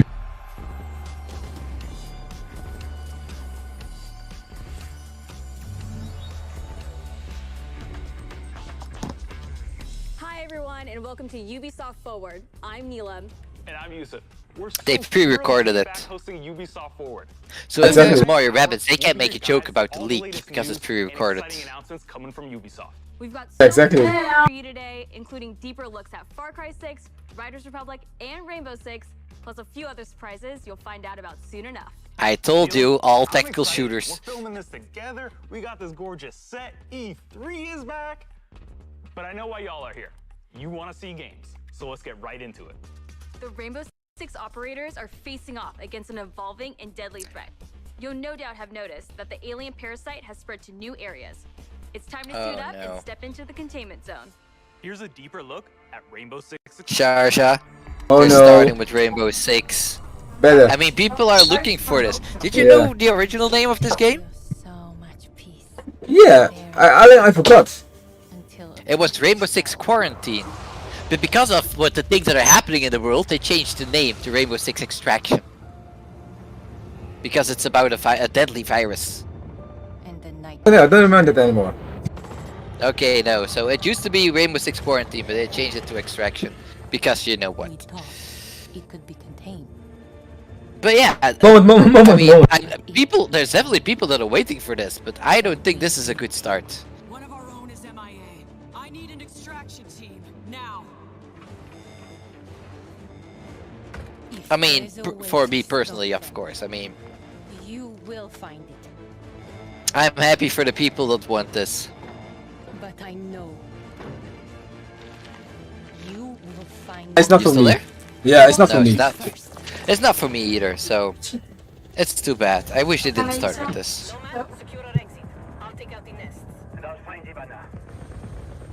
It's a CGI trailer too, so I wonder if they're gonna show some gameplay. It's always CGIs. No, Not that's always, not I true. mean, They it's not usually true. show. I mean, Ubisoft what is is this? pretty good at showing some gameplay at times. Yeah. Oh, it looks cool. Oh. I do. Yeah, it's Rainbow Six, but with zombies, pretty much, Yeah. I guess, right? Looks like kind of zombies here. Wait a moment. Yeah, the E3 won't wait a moment for you, buddy. It's going right now. Yeah, it's still going on, but my daughter is doing something stupid. Ooh, don't say that about your daughter. I mean, she's open everything. Oh. Everything, but has a door. Must make it open. No, nah. You should give her like a toy that's only like small doors that she can open. She don't like that kind of things. She like the real deal. She like the real deal. Oh no. No. They look cool. But it's CGI again. It shows. Well, it does a good job at showing what the game probably will be like. But it's still a CGI trailer. They might show some gameplay afterwards, though. Yeah, you still think they're going to do this? It looks a lot like Left 4 Dead and Back 4 Blood, and yes, well, Thursday they also showed a different zombie-like game, but with aliens instead of zombies. Which one was that? I don't remember the name, but it was very much like Back 4 Blood. But I don't know. Is this just gonna be like co-op single player, or do we also have to gonna be like? Well, we'll have to see. We have to see. Yeah. Back 4 Blood. I like the way that you can play with 4 people. I like that kind of games. True. Well, this is pretty similar, right? Except you can play with 5 people apparently. 5 or 6? 5? This is Rainbow Six Extraction. It's not the 6th in the game. It's always called Rainbow Six. Oh yeah. I'm a 6 in this. Like they have Rainbow Six 3, for example. Now, I know you must have a ton of questions after seeing that trailer, and we have answers as well as a full gameplay walkthrough coming up. So hang tight. Well, there's gameplay. Well, that's good for the people that want to see a real deal. Community developer coming to you from North Carolina. They do like to show their developers, right? Yeah. At Ubisoft. Yeah, they really like that. In Montreal, I have Bruno Lalonde, our lead technical director. I mean, I do have respect for these people. Absolutely. Alicia, what can we tell our players? Yeah, what they're doing. But I'm here for the games that they created, not for. You might think you know what Well, you're getting into, since there's going to be some of your favorite Rainbow Six operators. Oh It's man. going to be completely different, because this time you're not fighting against each other. You're coming together to face an unprecedented. It's not a player versus player. It's a co-op game. Some of the operators' abilities, gadgets, and tech should It's feel still co-op familiar to game? Siege players. But this It's not PvP apparently. It's just you're not fighting each other. They said. specifically designed Ik niet mocht Duits kopen. So the operators we Hey, just ga saw je in dat the doen? trailer are very familiar. But what happened to Hibana? Ik heb het toch al gedaan. She got Doe captured. het lekker. In extraction, you're always Nee. putting it all on the line. Vandaag. If you or a teammate falls during an incursion, you're gonna Nou, go my to girlfriend's the birthday tomorrow. You can't play MIA operators until they're safely recovered. You and Oh, your is squad have it? to come back Really? together, Cool, get man. back in there and get You ready? out. Yeah, I'm ready. All right, You good go man. in the containment Happy zone, birthday to her, by the way. all your progress and Yeah, thank upgrades. you. So stay on your toes. You were and planning do on playing every Smash today, weren't you? Yeah, Originally. but before I forgot that the Yeah, stuff. good. Yeah. I thought it would start later. What is it? Who are they? Yeah, it's actually been going on. I mean, there's been some other directs yesterday and today as well, like shows with a few cool things, but nothing like mind blowing so far. No, Except exactly. Elden Ring, of course. Oh, there was this other game. Do you remember Metal Slug? Yeah. Oh, tactical.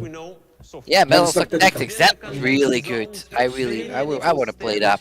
That seems fun. I love tactical games, and I've never played a Metal Slug game, but this looks good. I want to play it. Yeah, exactly. Taking over different areas of the map and reaction to the player presence. The parasite is always spreading, always evolving, but it didn't look too happy about the operators disturbing. I can hear the stalker match from here. Yeah, this is Gulag sprawl is probably the first thing you will take on. Okay, down now. It spreads to the map once your presence is detected, slowing progress and helping the arcing. Oh. Why? It's making sound. Do you? Yeah, I heard the beep as well. I have no idea why. What kind of beep is that? I think maybe empty. The shape-shifting tormentors and No, I think that was just a corrupt sound. Probably a corrupt sound cluster or something. I don't know. Oh, not empty? Thank you both so much for joining. I know what's supposed to be empty. My headphone. No, I could hear it as well. Oh yeah, the beep. On Oh, TV. yeah. Oh, serious? Yeah, the beep too. Yeah, it was on the stream. Oh, the stream. Oh, there's. Yeah, exactly. In both games. You've been waiting No for way. an announcement. Let's take an exclusive at some gameplay. Here is Rainbow Six Extraction. Spicy woman over there, right? Yes.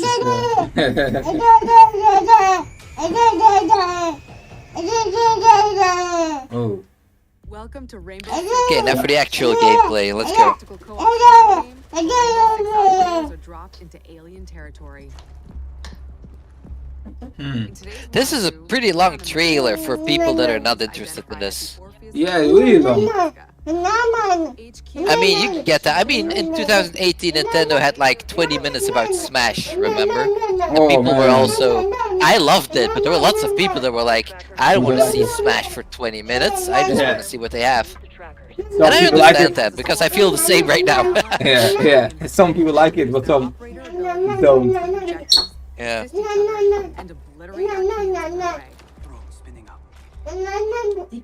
This is a bit long, but how long will this be? 1 hour, eh? Yeah, Ubisoft has always been very long, right? Yeah, so okay. So in that case, okay.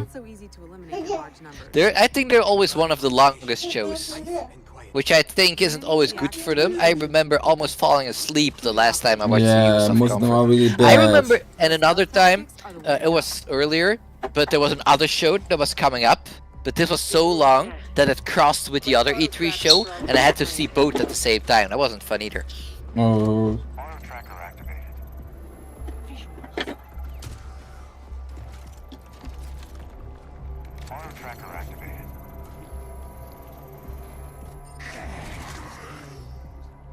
The parasite generates sprawl, the substance that connects the whole ecosystem.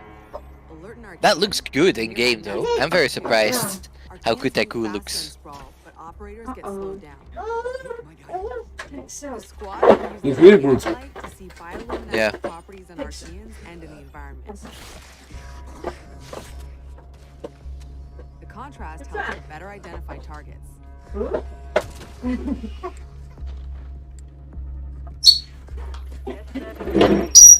Scientists just gave you the thumbs up. Good job. Identifying Archean variants helps the team determine the best approach to take them out. Spotted a rooter.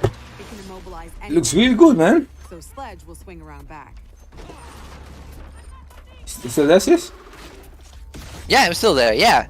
I mean, graphically it looks really good. Like I said, the goo you can see on screen right now, I find that very good looking. It's very detailed. Looks really good, yeah. And it doesn't really feel like it's reused texture all the time. It's actually like it's generated right there. So, but this make the game really different. That was close. It's very different than the usual Rainbow Six.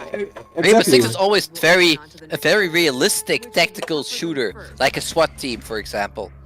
Yeah, but this one... This is far more science fiction, and it's not player versus player. This is actually against the CPU. Yeah, this is a bit different. But there are so many co-op games right now, and there's more co-op games coming that are all shooters as well. Most of them shooters. They all have to compete with one another. They need to do some kind of things, yeah. Uh-oh. Well, I feel like 3D platformers is quite the opposite. How many 3D platformers do you get every year? Wow, a lot. Like 1 or 3D platformers? Not that many. Oh, no, 3D platformers. Did you say no, 3D? not that many. But how many co-op shooters do you get every year? Quite a few now, right? Oh man, that's amazing. That's crazy how many. Yeah, exactly. I feel like, well, this is fun, and I'm glad they're making something they like. I feel like too many people are making the same game, right? Exactly. The squad can use React Tech to go further in incursions. Which is so bad, because you can clearly see that people have been working for years on this. Wow, take a look, yeah. What is that? Amazing. Good idea to increase the arc mine's efficiency.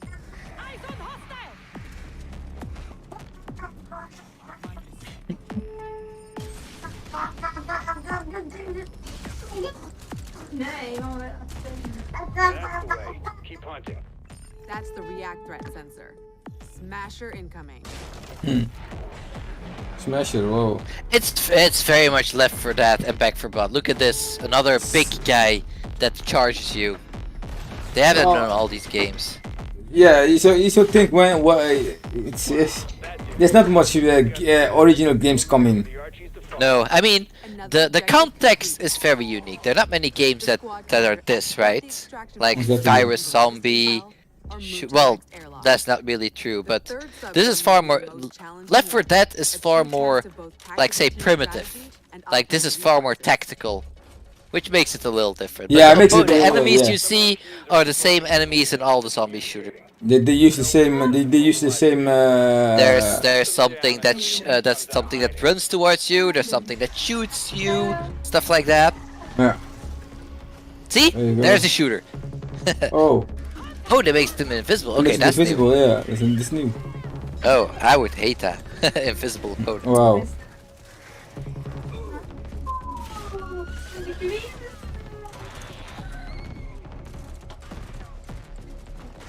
Alright. I wonder how much replayability this has. Because usually when you fight opponents, you have a ranking system and you try to rank up, and that takes a while, right? Yeah, exactly. But when you're playing this, I feel like you're done when you've done all the missions, right? Yeah, it's a good Unless question. they have like a plus mission and a super hard version of the mission, and maybe you need to grind gear and you have to do the same mission 10 times over. But if that happens, then I get less interested. Yeah, how each. Yeah, I don't want to grind the same dungeons or the same missions over again just to get loot, right? Yeah, exactly.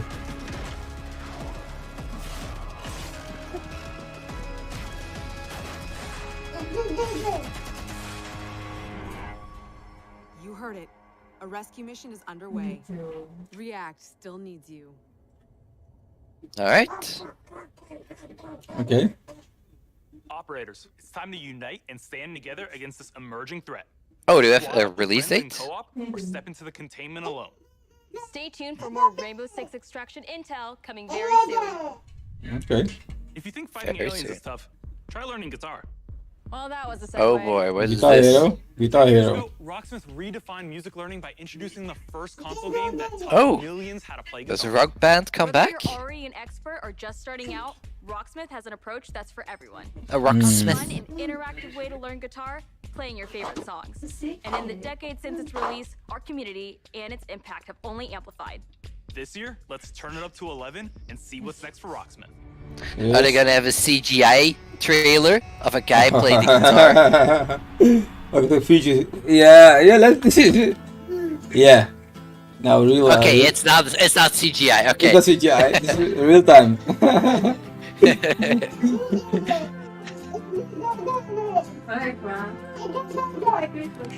Wow, this is real. Oh no. They like the phone things, yeah? I think I've heard of this. They showed this last time too, right? You can combine it with your phone. Yeah, or play it on the computer and then learn to play guitar like this. Yeah. Yeah, that's cool. I mean, there's software like that, but still, I mean, it looks really good. Yeah.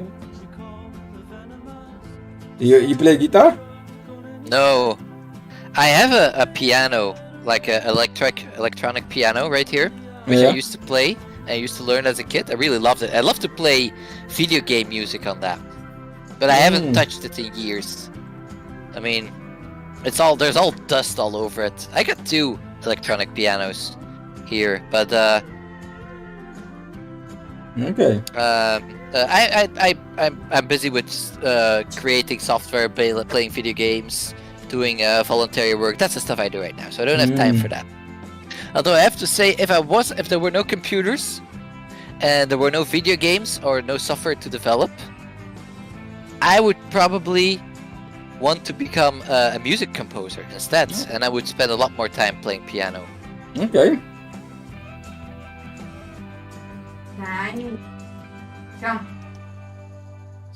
Fun things. I like music. Yeah, me too. I like listening to music. I like playing it too, but I can't. I probably forgot it all. I probably have to relearn everything. Oh yeah. Ultimate Plus. Okay. Register for Google the Play. PC closed beta today. Hmm.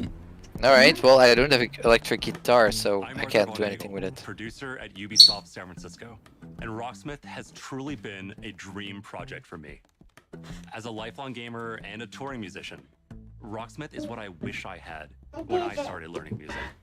And that's why I'm thrilled to share the next evolution of music learning, Rocksmith Plus. A new interactive music learning subscription service. Oh, I see. It's like an updated version of the original one. Learn how to play guitar and bass by playing along to master recordings of your You can update for the okay. Connect your instrument to your PC. I think so because they said Rocksmith Plus. That should mean that there was a Rocksmith before that, right? As you play. Yeah. Connecting with Rocksmith Plus will be easier than ever now that you can use your phone as a microphone. Oh, you can use your phone as a microphone also. Sync to Rocksmith Plus, set it down, and play along. Now acoustic players and electric players with amps can use Rocksmith Plus with no extra gear needed. It's a game changer. Okay. And we're excited to reveal Rocksmith Plus will have a huge amount of songs at launch. All songs in the library will have chord charts that'll be perfect for rhythm players who want to learn the foundation of a song to hum and strum along to. Oh, big free to play, I think. Note for note, authentic arrangements for players that want to. Well, no, they just said register for the closed beta. So I don't think. I think you will. You do have to pay for this. Of new authentic arrangements to keep You might have to pay like a subscription or something to be able to use it for a while. A new tool that lets users create and add their They own would arrangements not to make the so songs much you've advertisements for a free game Your right now. subscription will give you access to all those songs. More content than ever before, including genres beyond rock. We'll have pop, hip-hop, country, Latin, R&B, all sorts of metal subgenres. We'll have music from all over the world, from big stars to indie darlings. It's the most diverse song library ever seen in music learning software. Rocksmith Plus will still have our proven practice features like adaptive difficulty and riff repeater, which let you practice and learn at your own pace, or slow down and repeat tricky parts until you master them. We've improved those features in Rocksmith Plus and are introducing new ones. Beginner and intermediate players will benefit from more personalized learning, thanks to an enhanced recommendation system and more robust progress tracking. Players won't just see their growth on a single song. They can now monitor their progress technique by technique across the board, and overall offer a better sense of how you're improving over time. Advanced players will be happy to know we're introducing a new Rocksmith tablet review. That way you could take advantage of Rocksmith Plus's song library and practice tools in a format that's familiar. It sounds very useful though. If you're interested in learning the guitar, yeah, I think this is one of the best places to go. Visit our website at exactly. rocksmith.com to get an early look at Rocksmith. Did you ever play guitar? Help us test No, and create not the ever. future of music learning. My mother had a guitar and she played on it, and my brother learned to play on it, but I never did. I learned to play the piano. 10 years. Piano, also nice. Let's jam together with Rocksmith Plus for another 10.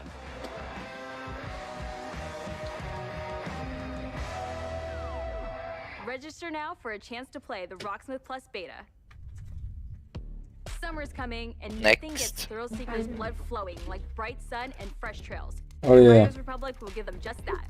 Oh, Riders Republic is next. Look at our massive multiplayer outdoor sports extravaganza. Since then, the project's grown by jumps and grinds. Will you see new things? I will have to see. I already forgot what the other things were, so we'll have to see.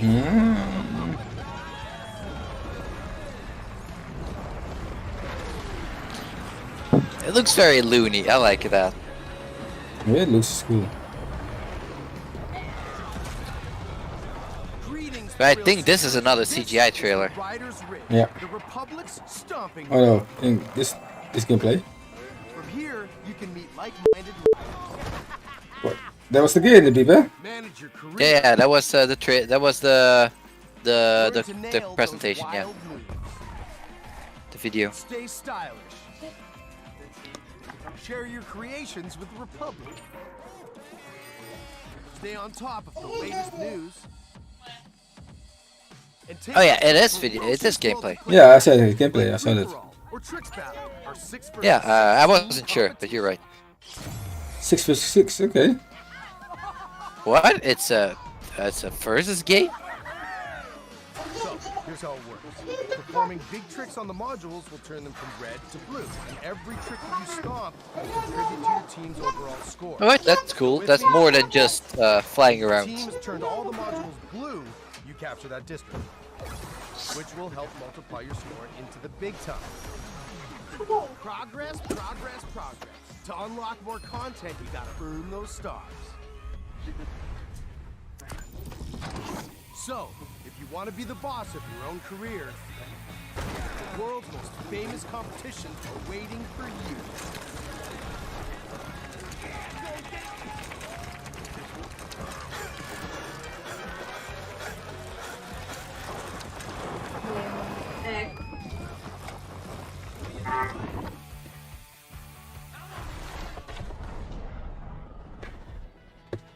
Now, some might say the best parts of the Republic can be found in the city playground. We've got modules that you can slay for days. So 6 against 6. What will you do then? You need to put tricks? Yeah, they were telling you can take over. You can if you do tricks or moves over certain spots, you take over that location, and that scores you points. Oh. Oh, that's funny. Don't do that. Not do that. So committed. I like But I think this part is just a race. Whoa, this look cool. It does look cool. Alright, I get it. Sometimes you just want to explore and bathe in nature. Oh, nice. Then you go outside. Yeah. That's right. Everything you do counts. Getting those stars That's makes cool. more rad to be had, and the Republic will abide. New gear. There's always something awesome to do as you reach new milestones and unlock more challenges. They're gonna end with Mario Rabbids, aren't they? It looks like, yeah? It's spectacular. Silly Nintendo for. Yeah, for doing that. But this game looks amazing. Yeah, it does look amazing. They're good at making beautiful games. Serious. Ubisoft, that's for sure. More sports, more events. Everything in one package. Just more, okay? And a natural outdoor playground for you and your friends to enjoy, any way that you want. When we say fun with everyone, we mean it. Look at all these riders. So you can actually play like with 100 people all together. Yeah.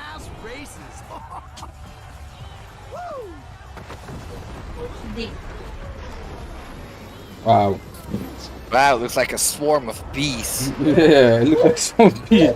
Wow. It was 6 against 6. Cool. Is this also 6 against 6? No, this is these are mass races. Oh, mass race. Okay.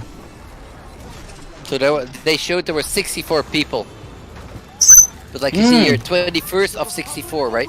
Yeah, I see. Imagine playing Mario Kart with 64 people. Wow, baby. Maybe that's their new thing for Mario Kart 9, right? Yeah. That would be crazy. 64 players play 64 Mario players. Kart. Wow. Riders Republic is coming September 2nd, and you can pre-order now. September Claim your 2nd. right to rip. Okay, so we've seen some of our favorite Rainbow Six operators battling alien parasites. But how's their day job going? You know, ever since Crimson Heist, we're still trying to clear all those pesky Flores drones off the maps. Year 6 is off to a blazing start, with Siege passing Oh no, 200,000 is this another concurrent tactical players shooter? A few weeks ago. Yeah. If you haven't joined in yet, 2021 is the perfect time to drop This is in. the existing Rainbow Six, right? Normal, no. Rainbow Yeah, Six Rainbow Siege again. Six Siege. No, this is Rainbow Six Siege. The other one is Rainbow Six Extraction. Oh, of course. I thought it was this game, man. No. Oh no. See, there's a lot of different Rainbow Yeah, Six it's a games. different one. A lot of them. There's like just as much as there's Assassin's Creed games. Yeah, they're 4 different, I think. Maybe more than 4. So today is all about sharing quality of life developments that will dramatically improve player experience. With the community growing every day, we've been hard at work finding ways to improve your ability. What do you think of the show so far, Sharjah? On June 30th, we are unifying I mean, I feel like I'm no longer the kind of person that they're trying to target anymore. They used to be, with a lot of cool different games like Prince of Persia and Rayman and those games at the time.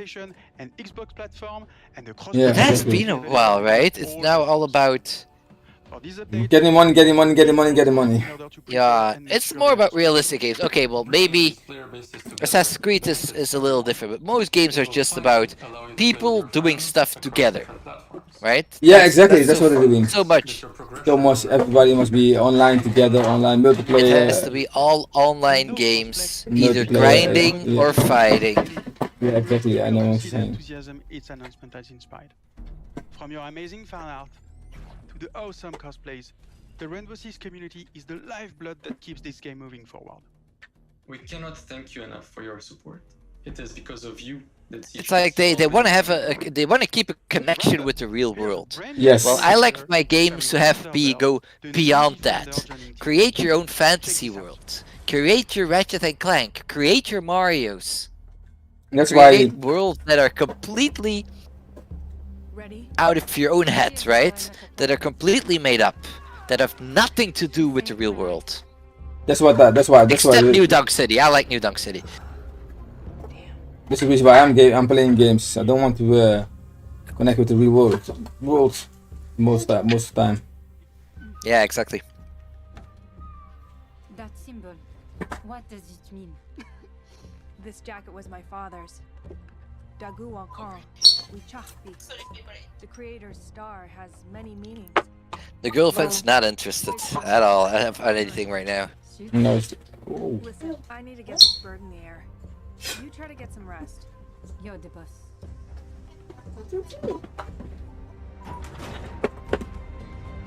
Well.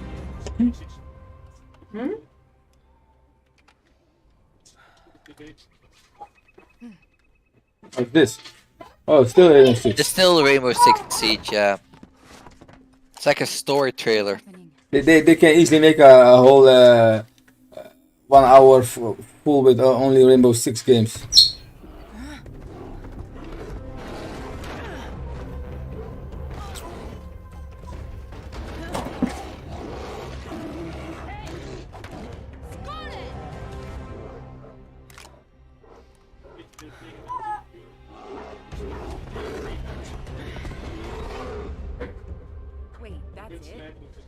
What happened next?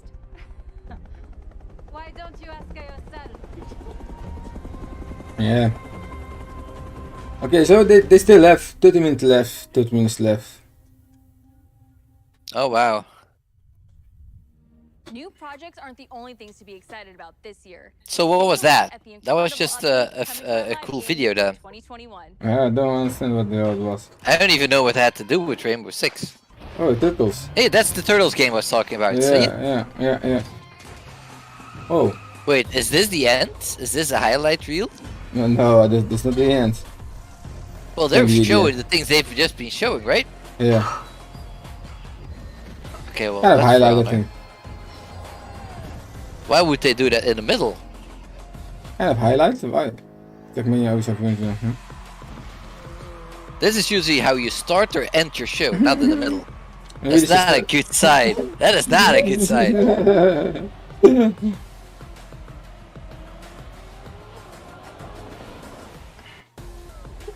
Oh,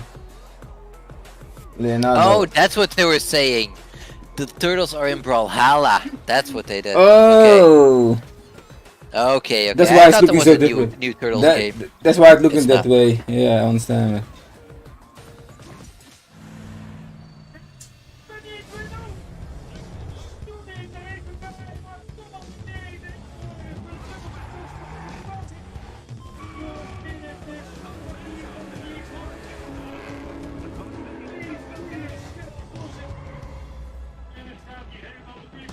Yeah, you show everything back. Why?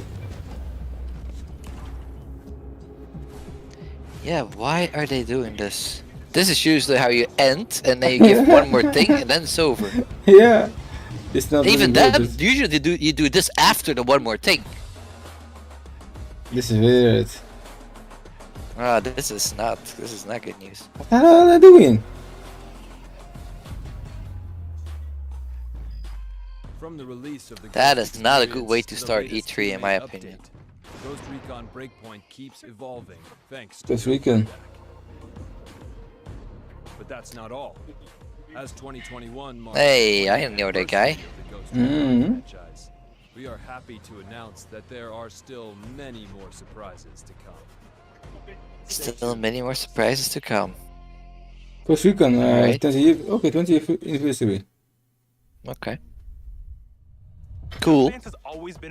Oh, okay. Oh, there it is. We're back. So move the coffee table, alert the local homeowners association. What did who say that? My girlfriend is she don't like that Just Dance, and she like started yawning immediately. She like it or she don't like it? No, no, she so, does not. So she's not a dancer. No. Okay. She's asking, is the Nintendo Direct starting already? Sorry, not just yet. I know. Oh, man. I am super excited to announce that my song Nell's Hair Hips Hills is going to be a part of Just Dance 2022. No way, man. What the hell is this? That's the new song, right? In the game? No, for the first time ever, the Just Dance team and I are collaborating to give you an exclusive version of my song. Get away, man. All the same. There's just new songs in there, right? Yeah. And some unique songs apparently, but it's only interesting if you're a fan of this artist. Yeah. Stupid. Millions of lives, and I hope that this song brings you all so much joy, whether you're dancing alone or with a group, to work out or just to have fun. I wonder, will it be on the Wii again? Of course. Oh, that's a good one. Let's have a look. Specifically for Just Dance, and let me tell you something, they're full of sass because They're going to bring it on everything. but I guarantee they are going to give people so much confidence. That's the reason why I wrote Nell's Hair Hips Hills, and now it's been Just Danceified.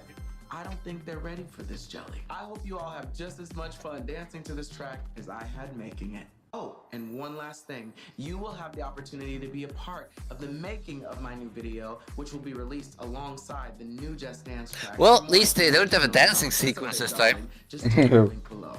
We got you. I cannot wait to see you all living your best life and being the most fabulous you have ever been. I will see you all in Just Dance 2022. Girl, I don't dance, I work. I don't play, I slay. I don't walk, I strut, strut, strut, and then sashay. Switch. 40 minutes. That's everything? No, Wii this time. On Stadia though. Stadia. Is still live, Stadia? Yeah, that's still alive. They're working. I mean, I'm not sure if it's gonna do anything. It was a big year for the new chief of the Raven Clan, but your journey with Is that Valhalla? Raven Clan? Viking, yeah, I think for... Yeah. I guess that's And it could be no, yeah, it's Assassin's Creed. Yeah, that's right. It looks amazing. Yeah, or is it gameplay, CGI? No, it's gameplay, man. Okay, that looks beautiful. In November 2020, we released Assassin's Creed Valhalla. So DLC now. To our delight, it was the biggest launch for any Assassin's Creed game to date, and we have you to thank for that. Becoming Ubisoft is huge. Viking leader going on a quest to Yeah, they are huge. is an adventure that resonates They have closely with many studios all over the world, right? Yeah, all over the world, yeah. exploring England with Eivor. Well, originally they're France. Across unique world events that left me Originally they're from France. Are you sure not from Canada? No, originally FIFA France. The You've led more than 300 million raids in total. No, original French. And built more than Okay, I know their president speaks French, but I think that's Canadian French, right? Yeah, is there also Canadian French? You're right. Yeah. You're right. It's a French video game company, Yeah, headquartered in Montreal. Montreal, yeah, That's exactly. a little weird. So it's French, but it's in Montreal. Yeah, exactly. Oh no, it's in a suburb of Paris. Sorry. Paris, it's actually French. Yeah, it's French, yeah. French company. Oh, I thought it was a Canadian company. Oh, that's good to know. For instance, we'll be adding one-handed swords in the coming weeks. The team is also working hard at tackling issues and improving the game experience for everyone. We've been tracking various known issues on our forums, and also shared our complex bug-fixing process in a recent dev blog. We love seeing your continual feedback, and we thank you for your patience and support for the game. On top of regular free updates, we're also building on Eivor's story and the world of free Assassin's update. Creed Valhalla through game expansions. Wrath of the No, Druids they're talking about an expansion now, I think. So they have free updates in the past, I think, but they're making expansions that are not free, I think. In our second upcoming expansion, you'll get to relive the Siege of Paris. This is the most ambitious battle in Viking history, taking place in war-torn Francia. You'll have to do everything in your power to uncover This looks beautiful. and form Really strategic good. alliances in order to safeguard your clan's future. Players may be excited to learn that black box infiltration missions are returning. This means you're given a goal for a mission, but how you'll achieve it is up to you. Expect new abilities, weapons, gear, and of course, new enemies. Watch out for the Siege of Paris coming this summer. Assassin's Creed has long focused on the exploration of history, and we are happy to announce that the new Discovery Tour will be released this fall. It will be free to all who own Assassin's Creed Valhalla. Explore Alright, the cool. world and take a deeper dive into the history of the Viking Age. The team has crafted a new experience where you'll get to play as people during the time of Vikings and follow them in their endeavors, big and small, while collecting exclusive rewards. That's cool, if you're into history. Whether you're an Assassin's Creed Yeah, fan with a into history. or a student looking to supplement your knowledge, the Discovery Tour Viking Age will have you covered. Assassin's Creed Valhalla doesn't stop here. For the first time on an Assassin's Creed title, we'll be supporting the game well into its second year. While this year will be a very active year for the game, we're already working on more expansions for next year. Okay, sounds cool. Something tells me that Eivor is not done with Odin yet. E4.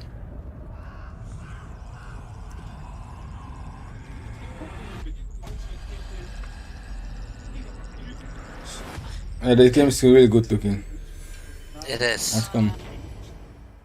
They're good at making good-looking games. Yeah, like 3D this games. also. I'm still interested to see if they can make some good-looking 2D games. But we also have news about the movies and TV series we've been working on. Oh, it's Our me serious? Ubisoft Film and Television team has some exclusive content. Up What first is is it? Mythic Quest, the workplace comedy The series moment game they development were talking about movie and TV series, my girlfriend said, I'm gonna grab my tablet again. Here's a look at what's missing before the upcoming She'd be reading more of the tablet than watching the show because she's not it. No, it's stupid. Why do you have goosebumps? This is an involuntary reaction to Being inspired? I was emotionally manipulated. Oh yeah, that's that show, right? About the video game developer. I don't know that one. That's it. Except Is it from Ubisoft? not the world. Yeah, they showed that like 2 years ago on E3. I think that's one of the first things they showed. She played us to get what she Oh. wanted. She inspired us. She emotionally manipulated us.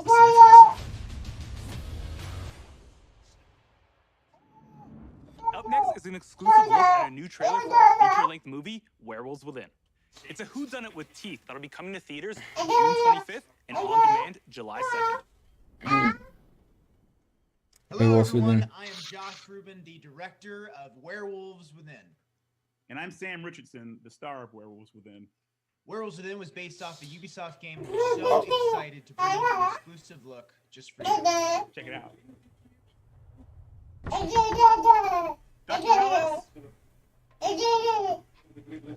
So Sharjah, Yeah. what does this now have to do with video games anymore? I don't know what the hell man they're doing.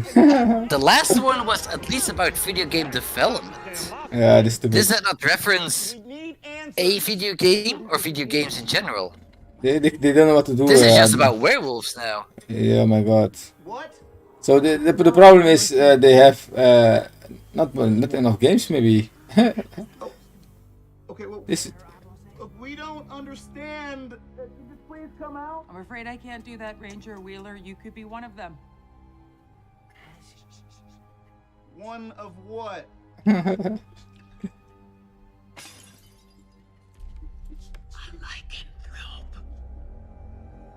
A what? A werewolf. The roads are effed. Something's wrong with the generator. Also, there's a dead body under your porch. Oh, it's based on previous video game. Based on a video game. But which Yeah, one? that's why. You've never heard of? Okay, that makes sense. Which one? Yeah. Which game have I not heard of? Is it called Werewolves Within? I think that's a game we will call, that's a game called Werewolf Within. Everybody's going. Alright, yeah, I've never. Okay, so it's about the video game, I guess. Yeah. So then in it's some okay. slight way. Not littering. I'm just excited. Not judging, just watching it. Werewolf Within. 25th of June. Okay. I guess. Okay. On Apple TV Plus. Come on, Be sure man. to catch Werewolves Within this summer, in theaters or on your on-demand platforms. Seriously. No hero story is complete without a great rival to match them. After all, even the most vile tyrant is a star of their own narrative. When it comes to Okay. memorable villains, no Oh, one Far does it Cry. better than Far Cry.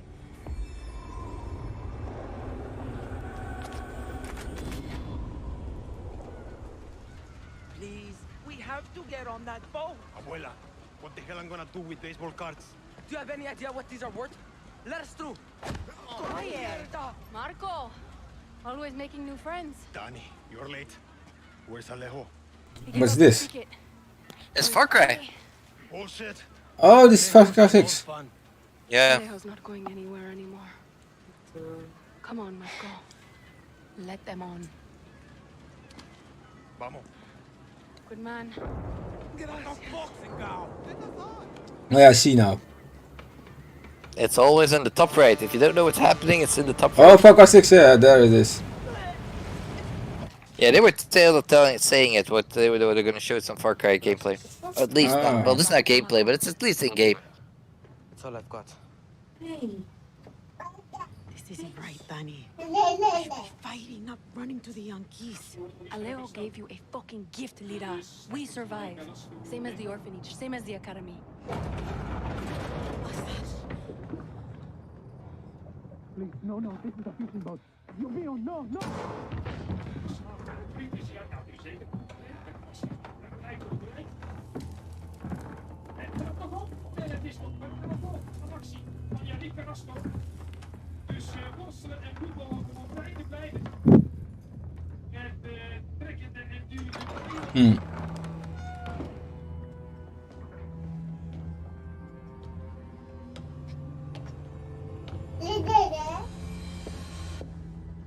There he is. Yeah. Before he was El Presidente. El Presidente. We would go out on a boat, just like this. And we would catch the fish and then release them. He would say, it's not always about your stomach, mijo. It's about the challenge.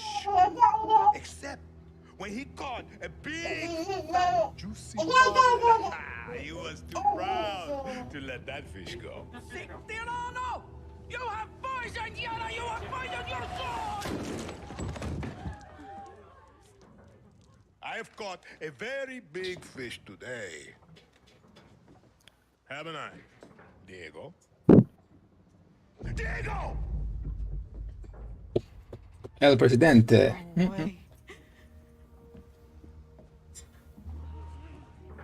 I have got you, mijo. Now it's time to bring you home. I don't want this anymore, Papa. We have no choice. Let them go. They can work. Make Viviro. Truth or lies? Truth. They could be good workers. They could help rebuild paradise. But if you wanted them to live, you would have never set foot on this fucking boat. 13 years old. And Diego has such compassion for his people. These fish, we will catch and release.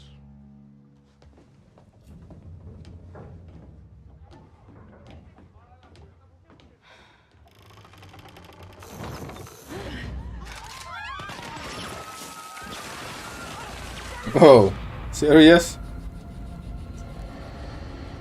Yeah, it's a very a controversial story, but that can be a good story, right? Mm-hmm. Yeah. You've just seen another disturbing lesson from Anton Castillo, passed down to his son Diego as he grooms him to become the future ruler of Yara. The most important part of crafting a Far Cry villain isn't the fact that they're evil or shocking. It's that there's someone that could sit across from you at the dinner table and charm you into thinking that everything they believe, no matter how twisted or horrifying, could be absolutely true. That's the secret to Anton's power, and we couldn't be prouder to have him join the Far Cry family. Now, when creating Anton, we had quite It looks like a cool character, though.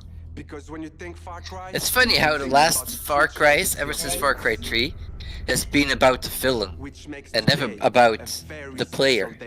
That's an interesting way to go with it, I guess. Yeah, if you look at that way, yeah. And we finally get to unveil some of our post-launch plans.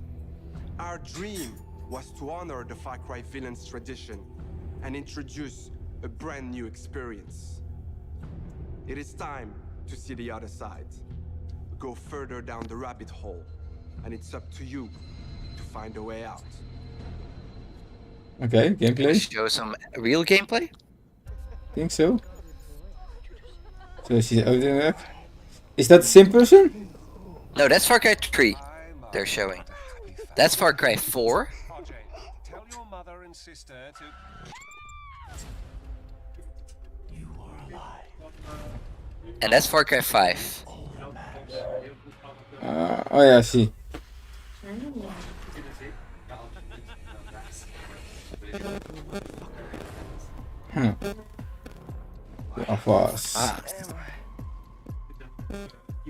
What is happening here? Are they mixing all the villains together? Yeah, they mix everything together. To get what he wants. Yeah, Joseph. You're playing the villains this time. That's weird. An opportunity. Then I will not waste it. The mind is a dangerous place. Alright, I guess it is. You are beyond salvation. F-Insanity, oh, I remember that. Yeah, that's the Far Cry 3 one, right? Yeah. That's what made all these Far Cry villains so famous. Creating Far Cry villains. Yes. Every time.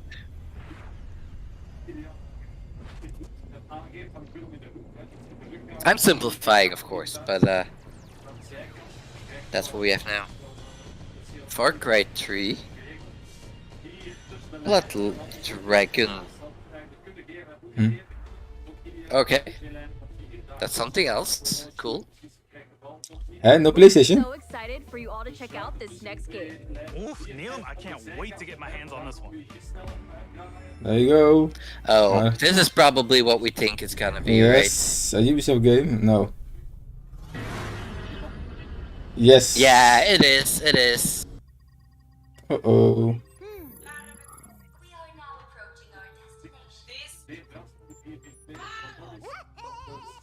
I'm afraid this is the final thing they're gonna show. You think? Hey, it's Lumas! Yes. Oh no. Don't, no. Oh god, that is...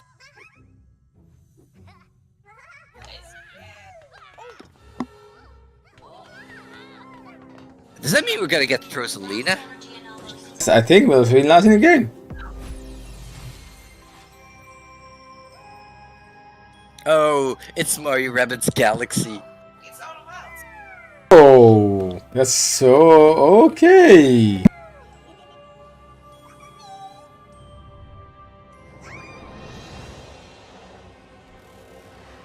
The hands. It's Monster Hands from Smash Brothers.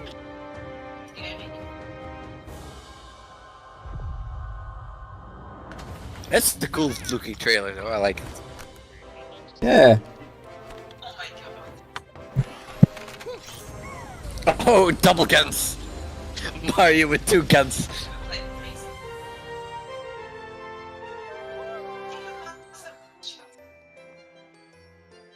Yeah, that's Rosalina right there.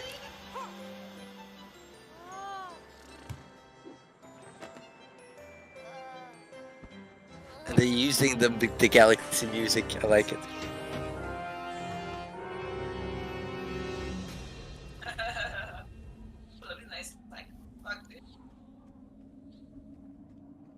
That's a nice looking trailer. Really looks nice.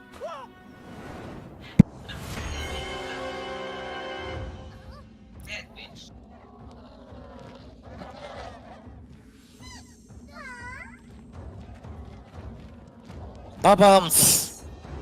And Shy Guys! Rabbit Shy Guys.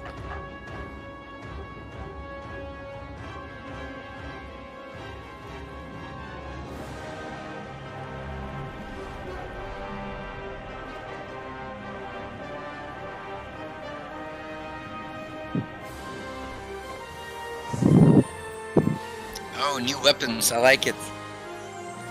Bo looks cool. They seem a lot more different now, the characters. Sparks of Hope. Yeah, I want to see gameplay. Yeah, I do want to see gameplay as well. Are they gonna show an interview again? Yes, they are.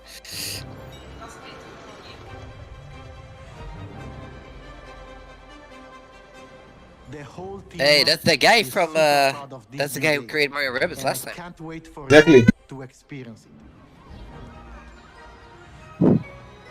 It's fair to say that we did something quite surprising with the concept of Mario Plus. He was showing the game in 2017 at the time. Want to stop there.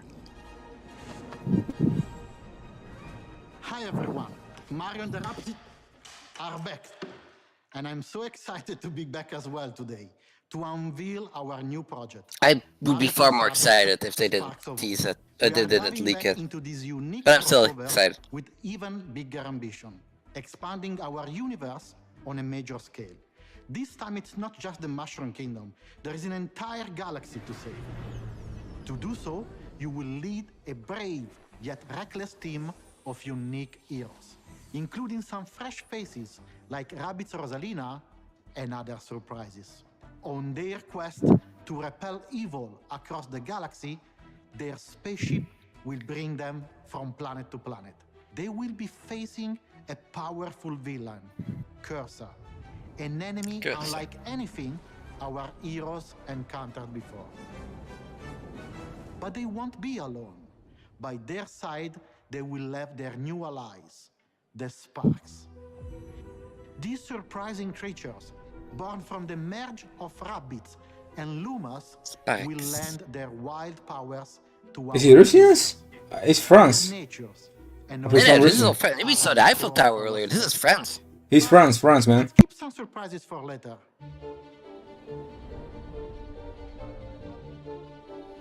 After the tremendous success of Mario plus Rabbids Kingdom Battle, the entire team was moved by the amazing reception from players across the world. We were stunned by the love we felt for this unexpected team-up.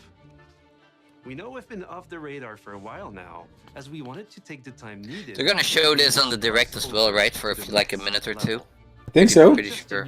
Yeah, they did that last time as well. Heroes, Mario Plus Rabbids Sparks of Hope has big ambitions. It introduces new action elements into the mix that will push the boundaries of tactical games even further.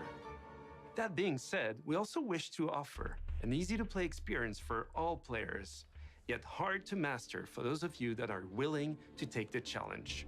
And you will be able to experience this cosmic adventure exclusively on the Nintendo Switch. We can't wait to tell you more about the game soon. There is an entire galaxy to save, and we cannot wait for you to experience it. Okay. Pre-alpha footage, let's go. Whoa. Why did it look so good? It does look good.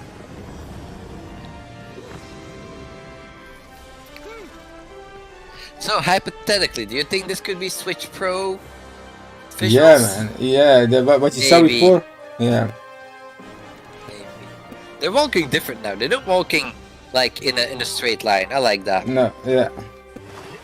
I think this is still regular Switch though. Take a look at this regular Switch. No, this part not. Well, like they said, it's still pre-alpha, so. Yeah, this is pre-alpha, yeah.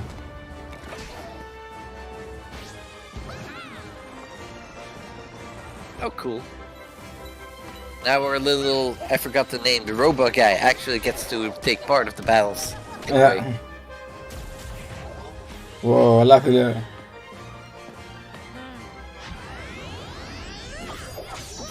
Whoa. What is that? Crazy.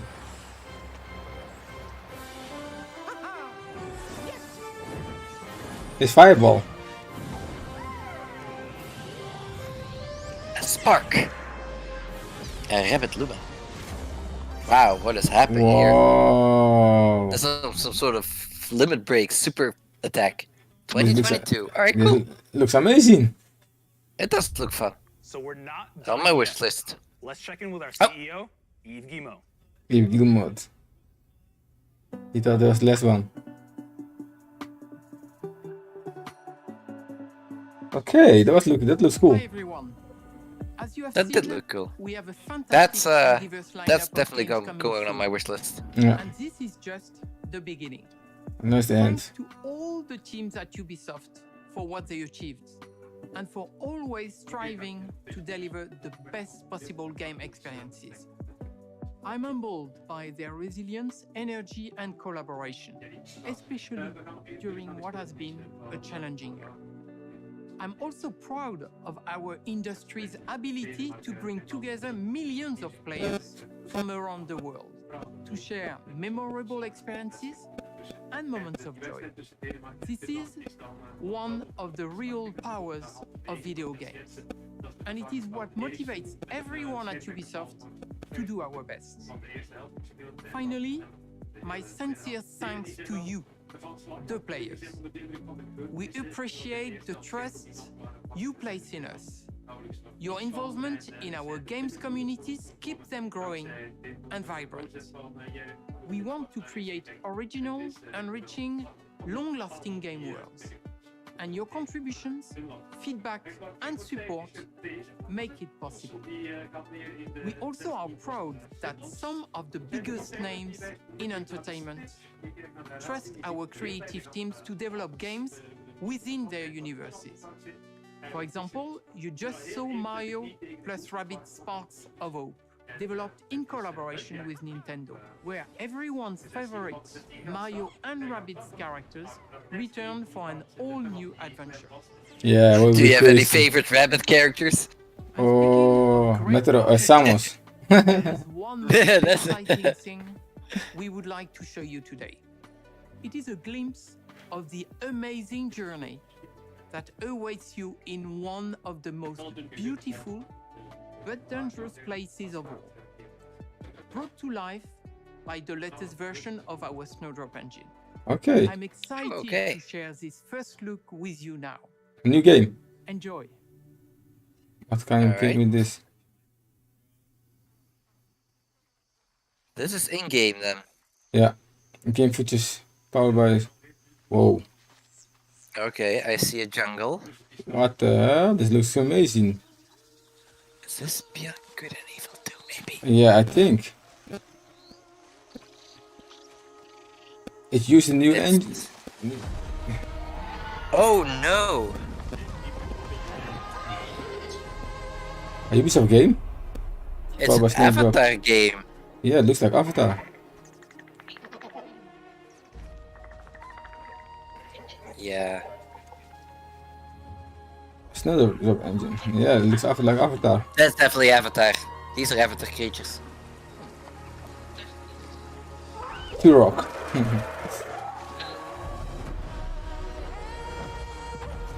Yeah, Avatar, yeah. It's not And not the VIP. airbender kind.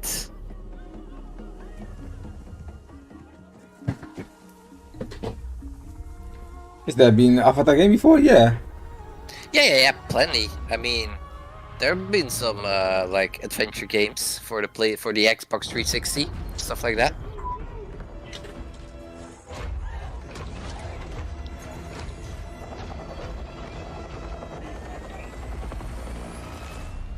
What kind of game would this be? Would it be like a strategy game or like an adventure game? I think a shooter. A shooter? Oh. Adventure shooter maybe, adventure. Well, this looks first person already. Yeah.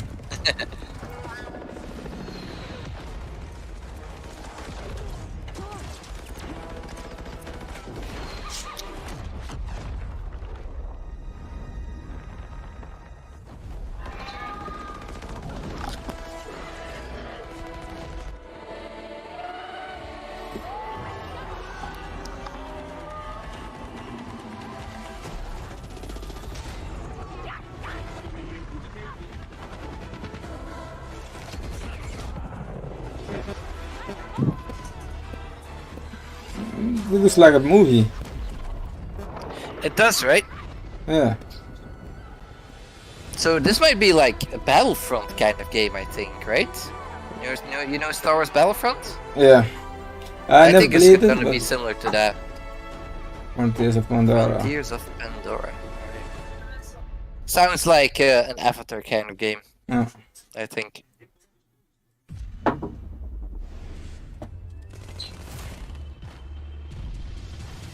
Oh, they're also doing Ubisoft Plus. That's right. You and I are gonna tear shit up! Begin the replay!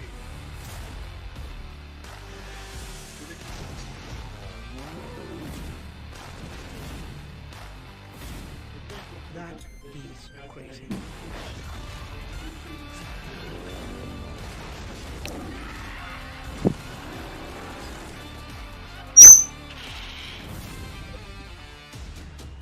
Okay, that was yeah.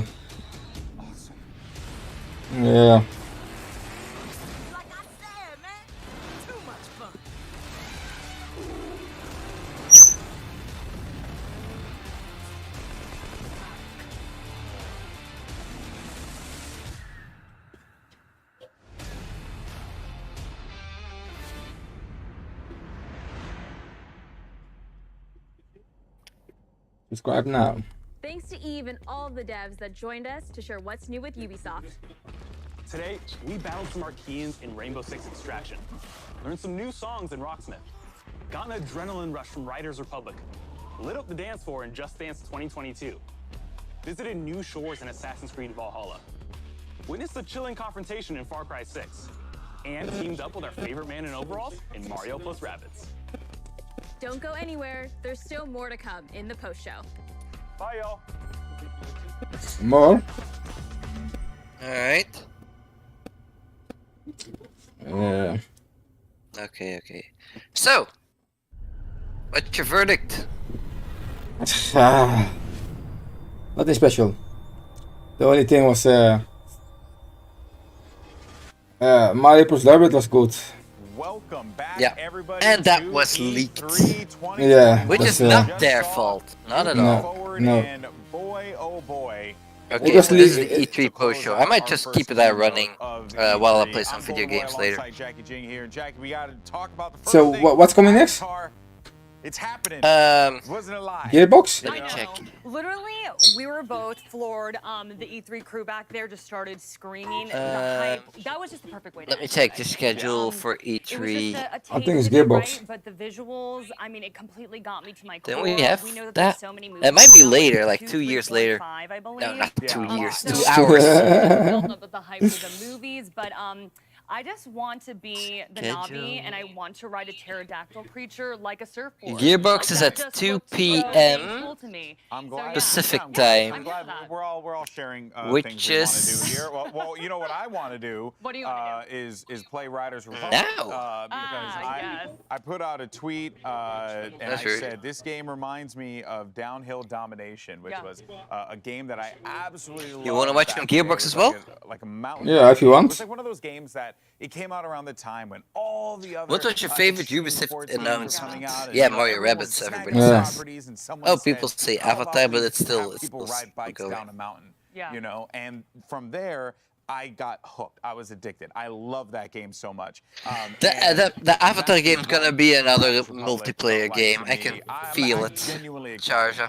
I can feel I've it. always loved sports games like this because I'm Yeah? 6'2" and Condiet, see what are people talking I about? cannot snowboard to save my butt. In fact, I just land on my butt the whole time. Good So goodness. I'm definitely excited to try out snowboarding, but I also want to drive an ice cream truck. You went crazy for the That's ice the cream truck. You were like, Condiet. is that an ice cream truck? Did you ever hear about Condiet? Do you know that game? Condiet? It was so good. Condiet. Condiet? I've not heard of that.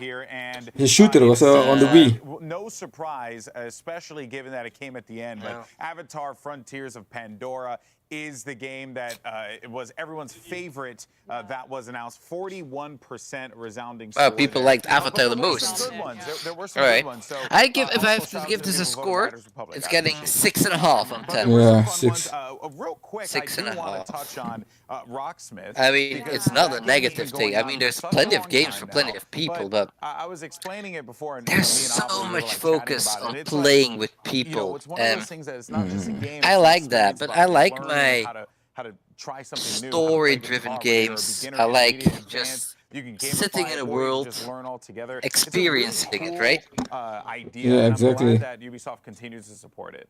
Yeah, I think for me, I would not be No, able next one is to at invest the 11. Time, invest the money I think, into Sharjah, playing the guitar. in an Really? hour. I thought it An was hour? really interesting. That Wait, it I was had like at a the video game at the format, list here. you Let me know? So check I the was list. just like, like maybe this is something that I could mess Uh, with. Yeah, I have the hours Yeah, and in then obviously Rainbow Six in a Extraction. different we time don't zone, have time, but which we just is gotta talk about Oh my God. Extraction. a bit Lots tough. Oh, I I can't haven't change touched that. one. talking about it as well, I'm sure. As Rainbow Six fans, both And then they of have us game played Rainbow speed Six later, Extraction and in the that's past. it. And then they This start is tomorrow again. Oh, Devolver Digital. Devolver Digital is in Yeah, I 30 think minutes. that you know, In there's 15 so many minutes. zombie games out there, right? So you pick the one that fits you. And Devolver Digital. What kind of games do they make? we get to play the That's operators indie. that we They're love, indie use the gadgets publisher, on so they only do zombies. indie Like, games. I'm 100% Oh, here. Gearbox. You know, these have these very weird, Okay, cringy they're shows, called right? Archeans, right? And it's an alien Oh, parasite. they are that. Sorry. Yeah, I mean not cringy. I mean they force cringy, of course. What But I'm so excited for is that we And get Gearbox, is Gearbox good? Ash and Pulse and let's see we what saw Ella as Gearbox well. Like, it was makes. just so awesome to see our operators in action, and then against our That one's at 11 and Borderlands, for example, so they probably show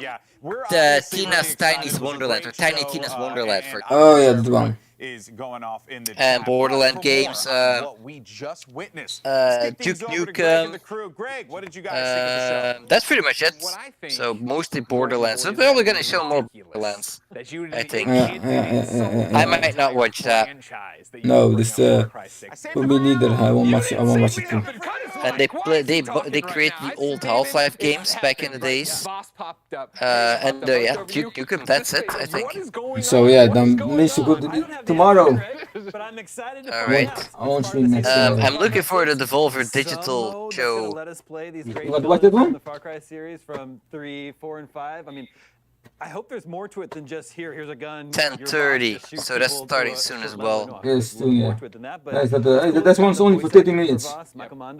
Yeah, they're usually long. They sometimes have good games. I mean, I like indie games. Usually not always the ones from Digital Devolver, but they have good games at times. Indie games are sometimes better than the AAAs, in my opinion.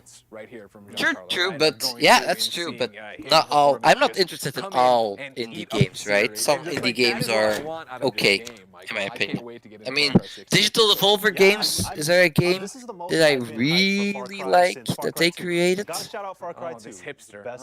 Which one does they have that you really like? Let me check. For example, Loop Hero. Yeah, that's one I really like. They are Fall Guys, Enter the Gungeon, Carrion, My Friend Pedro. Is Fall Guys from them? Yeah, well, they're the publisher, not the creator. Oh, okay. The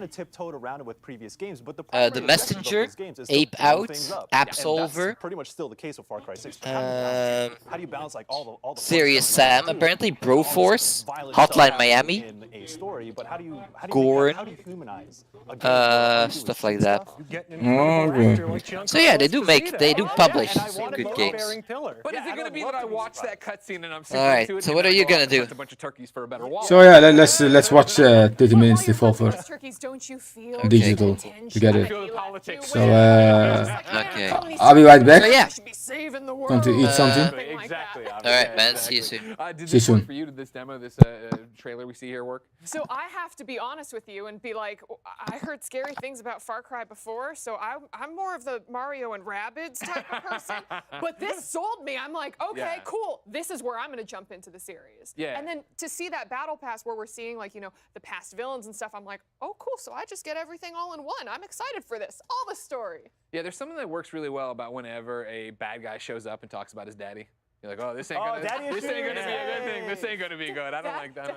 Shouts out to Daddy Issues. I mean, it's like the Daddy Issues DLC where you get to play as all those past villains as well. So it's going to be a tour down memory lane. Yeah. Far Cry Therapy Edition.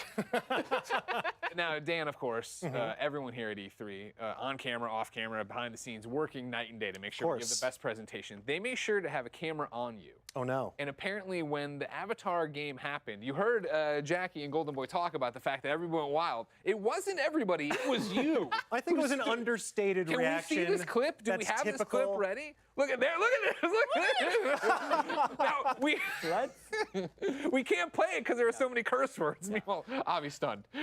Look, sometimes you have to speak your truth. You have to let your heart sing. Open yourself to the world. And I am fully open to another wild adventure in Pandora because the movie came out in 2009. Sure. They have been promising movie after movie for God knows how long. They're making 4 sequels.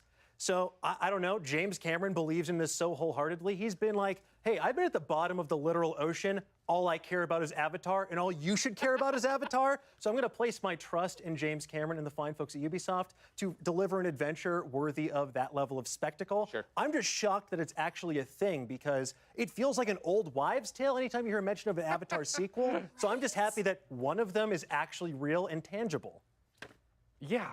That would be the takeaway from it, and I think that was what I walked away from it. As somebody who saw the movie, I think with Damon, years and years and years and years, another lifetime ago when we would go see Metreon movies all the time, right?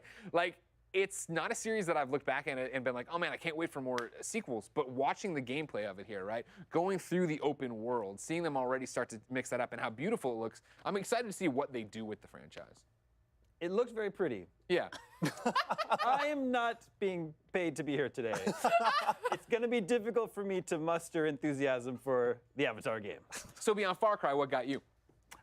Mario plus Rabbids. Yeah. Love the first game. It looks like they changed the battle system this time around, though. Did you guys notice it's not grid-based anymore? Yeah. You can free roam around your circle of movement there. Also, it seems to be based on Mario Galaxy.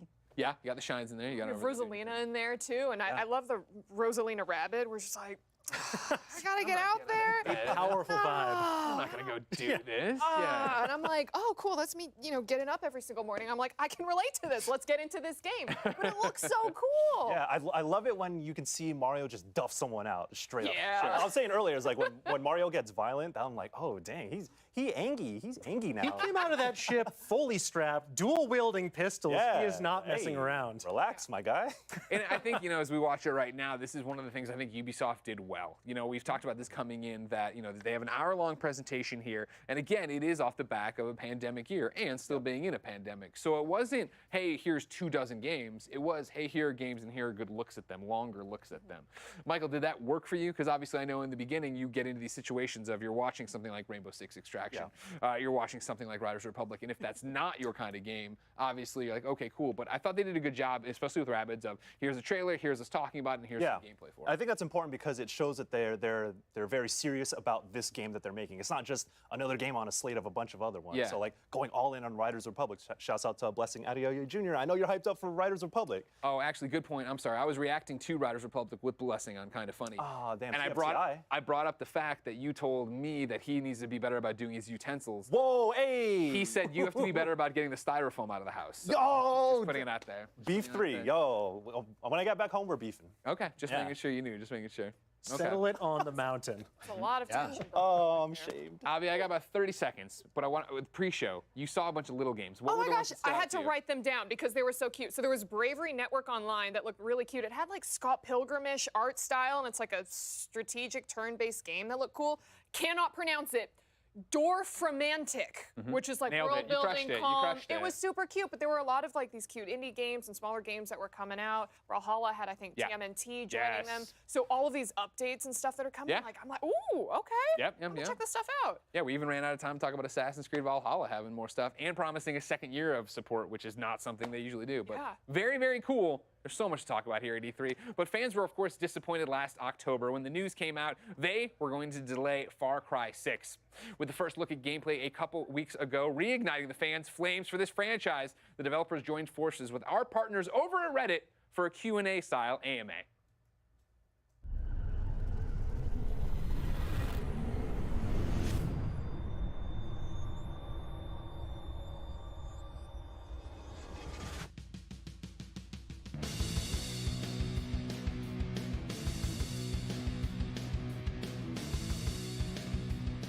Well, actually, long before joining Far Cry, I had a big interest in history and political science and revolution simply due to my family's own history.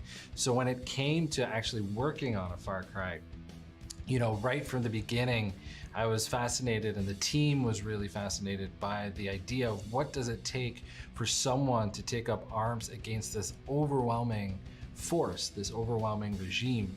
And so that invited a lot of questions and themes about the game. When does your revolution begin? How far are you willing to go for that revolution? Are you fighting that revolution for the right reasons? Those were the kinds of questions that we felt we wanted to challenge our characters to answer in the story.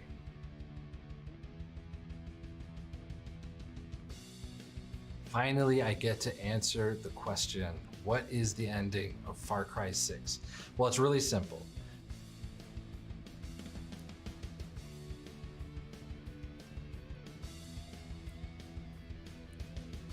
Water buffalo.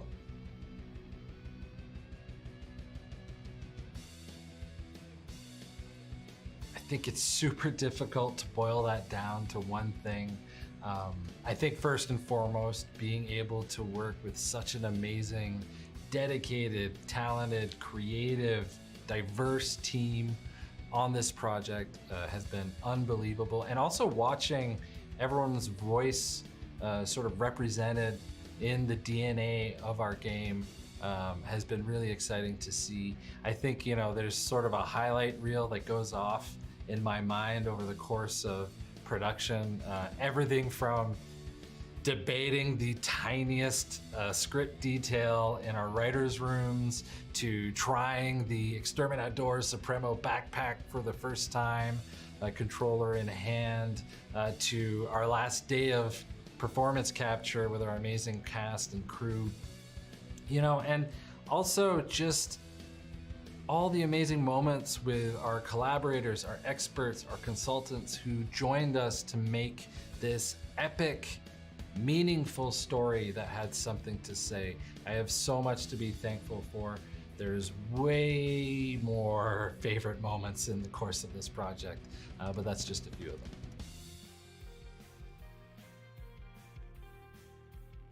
I will say epic, meaningful, and surprising. And I hope you appreciate that I am saying only 3 words right now, because that was excruciatingly difficult as a narrative director.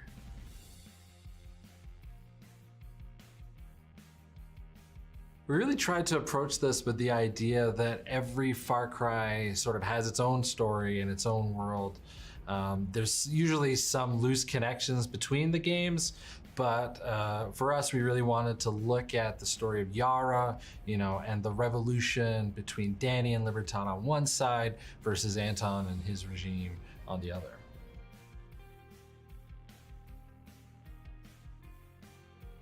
It actually really depends on how you play. Right from the start, you're really going to be able to approach the campaign however you choose.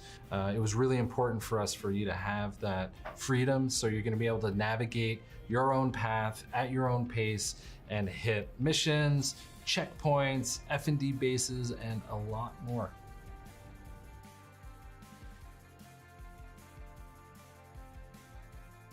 I think something that was new for us and something exciting for us to bring into the brand was this idea that you would have these moments with Anton and Diego where the player wasn't there, that we would have these throughout the game, and you'd get to see the revolution really from Anton and Diego's perspective. And it just gives you a bigger picture of how the story is playing out in Yara.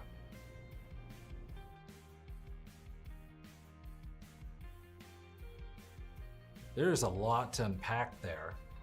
The first thing is, Reign of Diego is a fantastic name for a Far Cry, but I am not falling for this trick.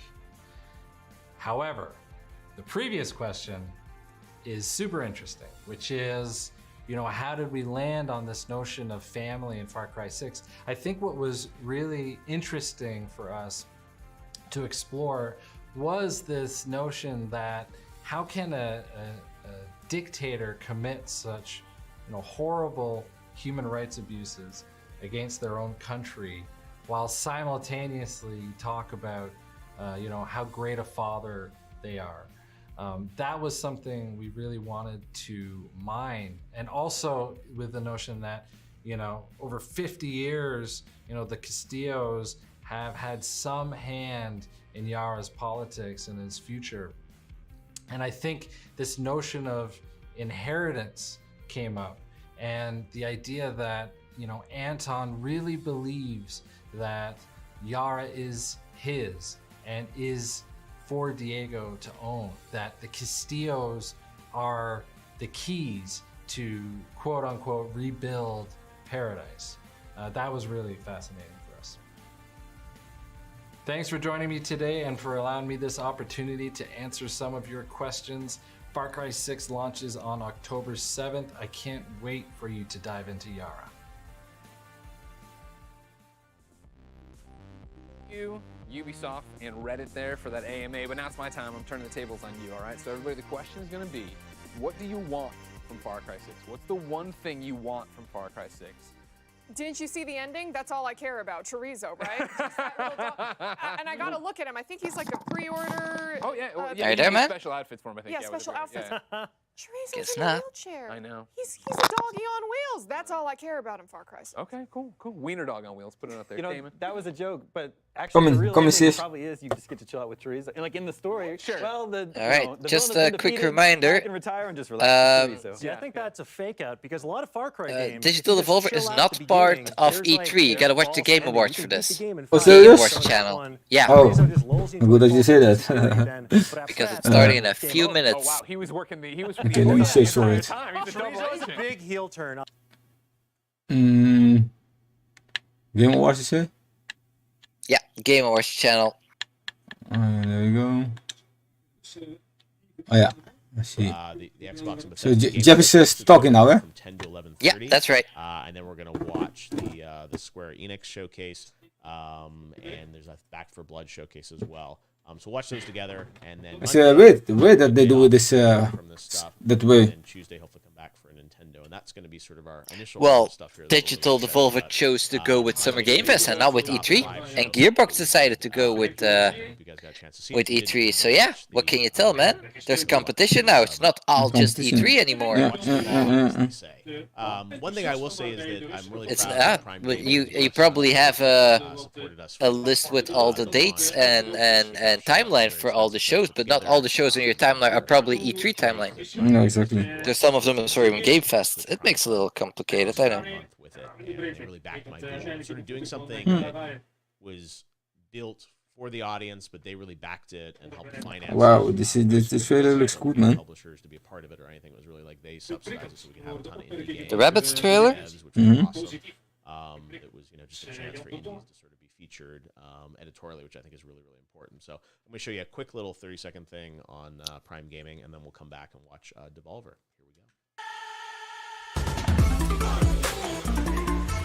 Here we go.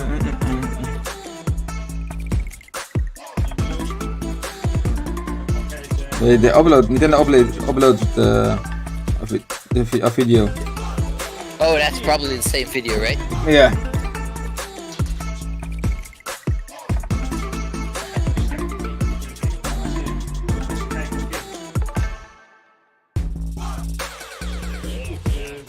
Everybody's going with the kind of service that you can buy, but you need to pay for monthly and you can play games. Looks like the future. No, this is different. You get free games that you can keep forever, so it's not a subscription. Well, it's a subscription for other things. So you get a month, you get the games. If you cancel, you keep those games. Oh, serious? Yeah, it's different. It's kind of like Humble Choice. It's very similar. It's also a subscription where you get free games. And PlayStation Plus, right? You get to keep the games as well, right? Even if you no longer watch if you no longer have the subscription. We'll see you on the other side. It's about a half hour. Okay. Enjoy. Oh, Shadow Warrior. Oh, are you ahead of me? Because I just see him talking. Oh, looks like. Just see Jeff talking. Oh yeah, you're way ahead of me. Oh, I see the mistake. I need to press life. Oh, that's not making a difference.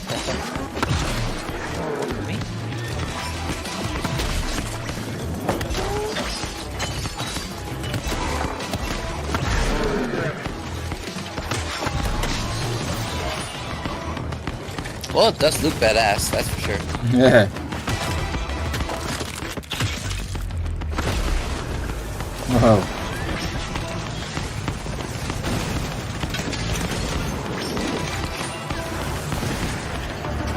Okay, now I'm watching live. Alright.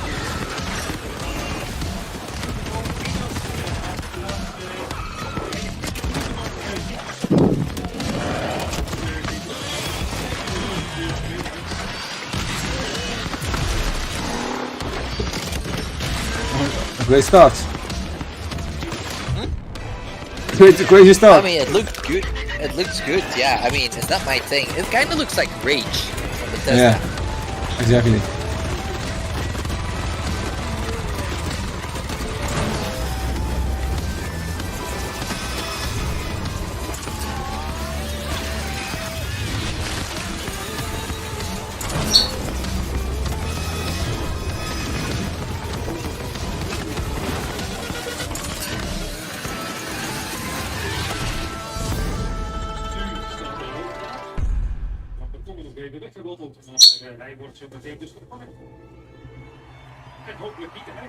Seriously?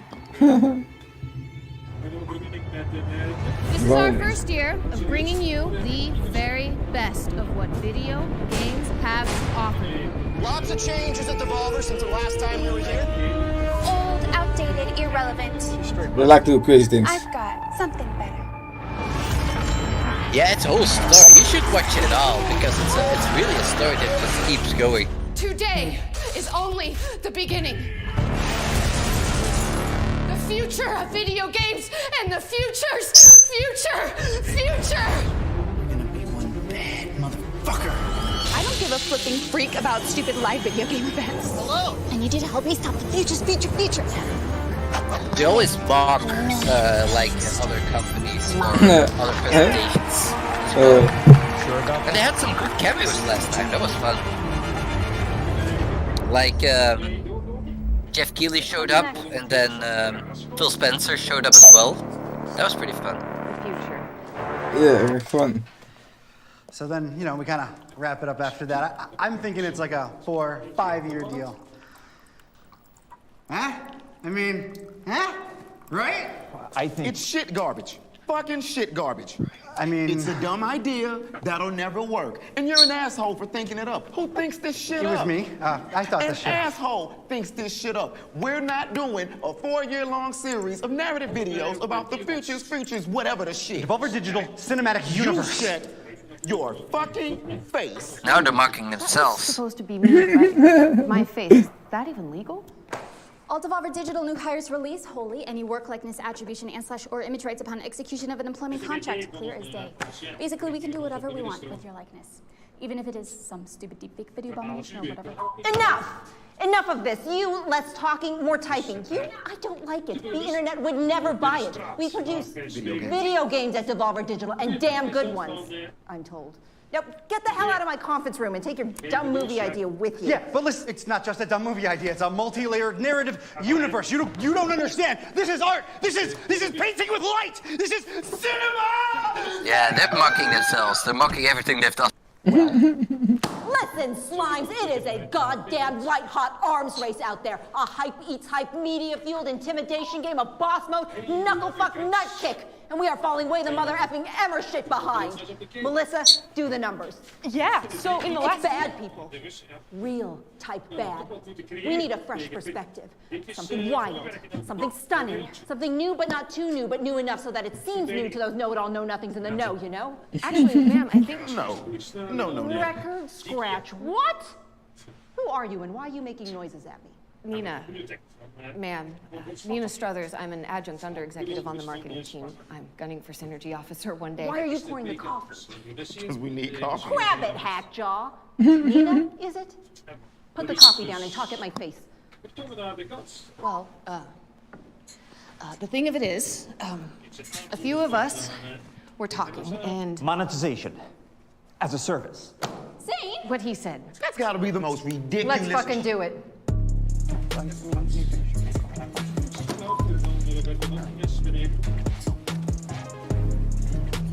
For 4 decades, and counting, Devolver Digital has been at the absolute bleeding edge of technical, social, and humanitarian progress in the burgeoning videotainment market. Now, that's no accident.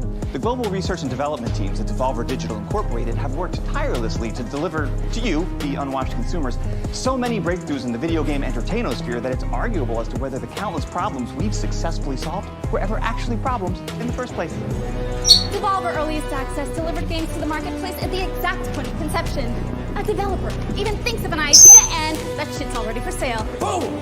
Devolver Digital Screen Pay allowed loudmouth consumers to not only throw money at their screens, but to throw money at our federally unregistered offshore corporate bank accounts. Cha-ching! Devolver even jumped ass first into that crypto life they'll broth before electric car barons made it all the rage with Loot Box Coin, the market's first and justifiably last physical cryptocurrency that lived entirely off of the blockchain. Blam! Last year, we spent money we didn't even have to fill the void shot huge when your mad, thirsty consumer soul when ETH was canceled.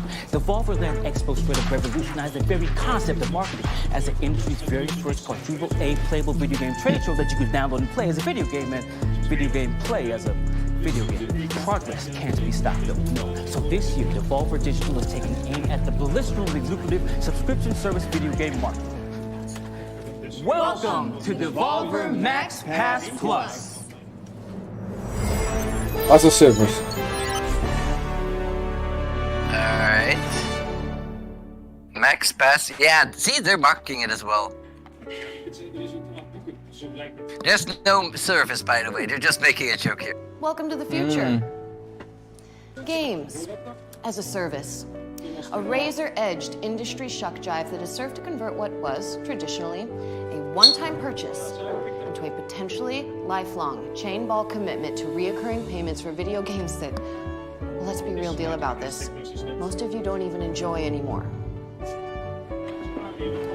Devolver likes to take things further.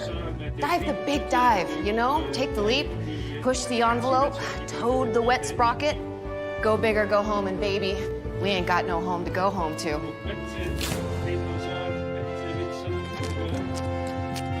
Devolver likes to take things to a place that isn't even funny. So much is creepily possible and uncomfortably prescient.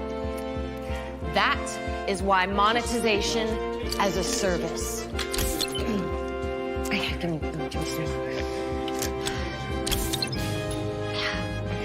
We see it as a groundbreaking new way to keep consumers locked into a semi-regular non-payment schedule with a novel, if not needlessly complex approach, wherein a top-tier service subscriber, that is you, look at you, is granted access to dozens, if not hundreds of dozens, of premium purchases at the low, low monthly price of no cost to you for the subscription itself. Hit me again! That is the Max Pass Plus difference. You simply apply, and your credit competency, work history, genealogical strafe vector, total lunar payload weight, environmentally induced super selection state, and very first magic deck are evaluated on a 29-point density matrix, and boosh, you're absolutely Restream.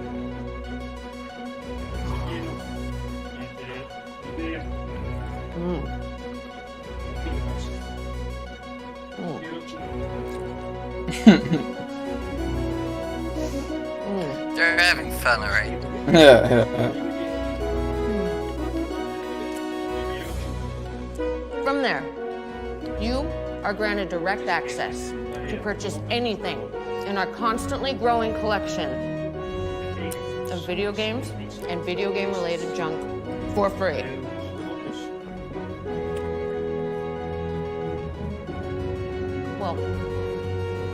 Well, not the purchases. They're not free. That would be insane. But access to those purchases, though, totally freezies.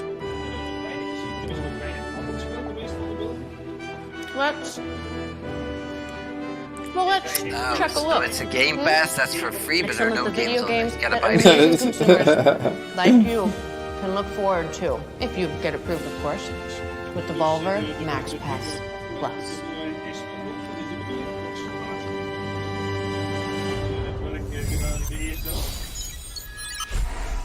Premium purchase. Yeah, okay. Alright, now do we have video games? Oh, there we go. Actual gameplay, nothing pre-rendered. That's actually cool.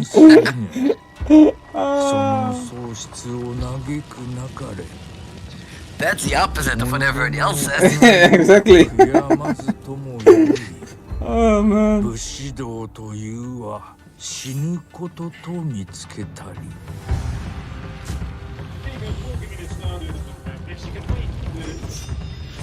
It's cool. That's so cool. If you like old Japanese movies and things like Ghost of Tsushima, I think this is for you. Exactly.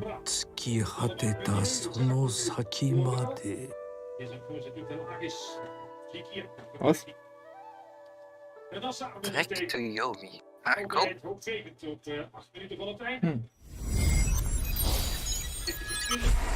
Premium purchase.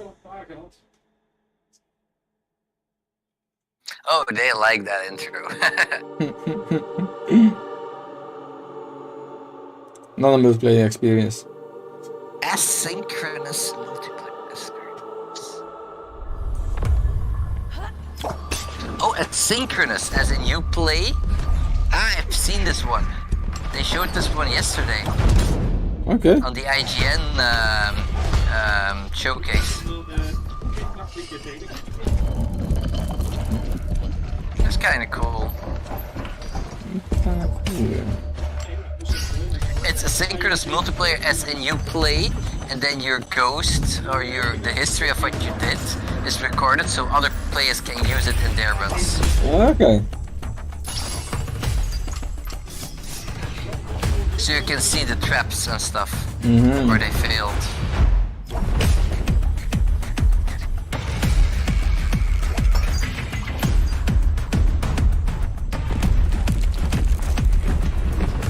It's very Indiana Jones, as you can see. Like you have a whip-like thing, you got rolling boulders, it's all very treasure hunting-like.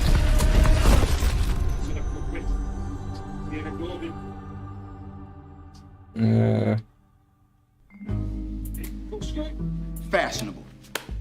Now that's a phrase. A phrase that goes lock, stock, hand in hand with gamers. An exclusive state of being, if you will, to which only the most adroitly premium amongst us could ever truly endeavor to gain entry. Until now. No. That's this, not this. I'm snapping, damn it! Being fashionable is a natural extension of the Devolver Max Pass Plus premium purchase experience. Brought from us to you by Devolver's own central textile manufacturing and weaponized branding entity subgroups. We would like to present to you our newest collection of exclusive garmentry only available to the Devolver Max Pass Plus survivors. I mean, subscribers. Oh, hi. Shut up. This collection of fashionable, comfortable, and catastrophically unaffordable formal wear was designed and manufactured entirely in-house by an elite selection of our most popular and attractive interns, to whom we've given key access. I like the outfit though. Yes, do. Yeah. As with everything else in this presentation, the Devolver Max Pass Plus exclusive merch collection is, well, exclusive. Only available to subscribers in a premium purchase, not at all in the subscription fee you may or may not, but may be paying. Fashion. Am I right? Oh my god. Now, let's take a deep breath and take a peek at these two premium purchase products that will be available to you soon. The adoring Devolver Max Pass Plus Survivor. Subscriber. Oh, man. Yeah.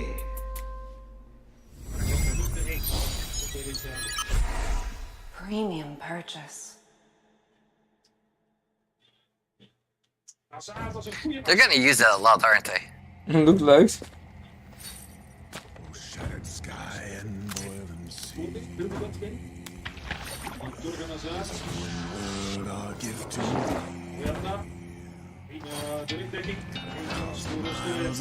This is? I don't know. Looks cool. Has style.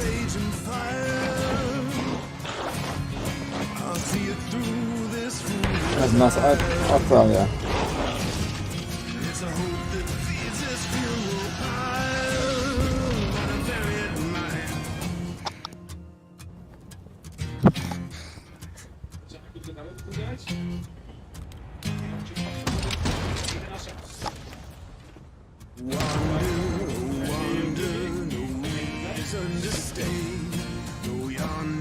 Go yonder, your fears cast away. A home of breath and bone, so they say. First PlayStation 5 is in the box, okay.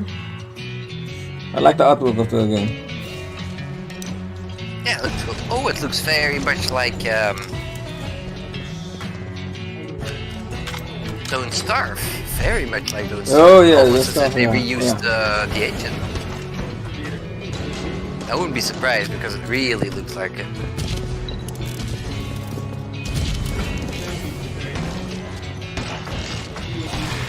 That's cool.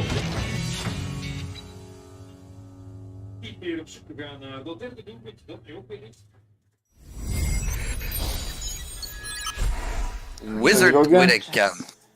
Was the name Wizard? Oh, Wizard with Gun, okay.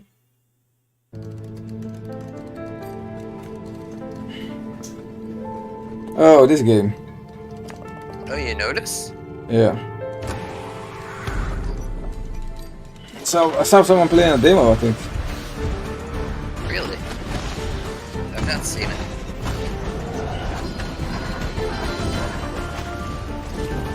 Looks really cool.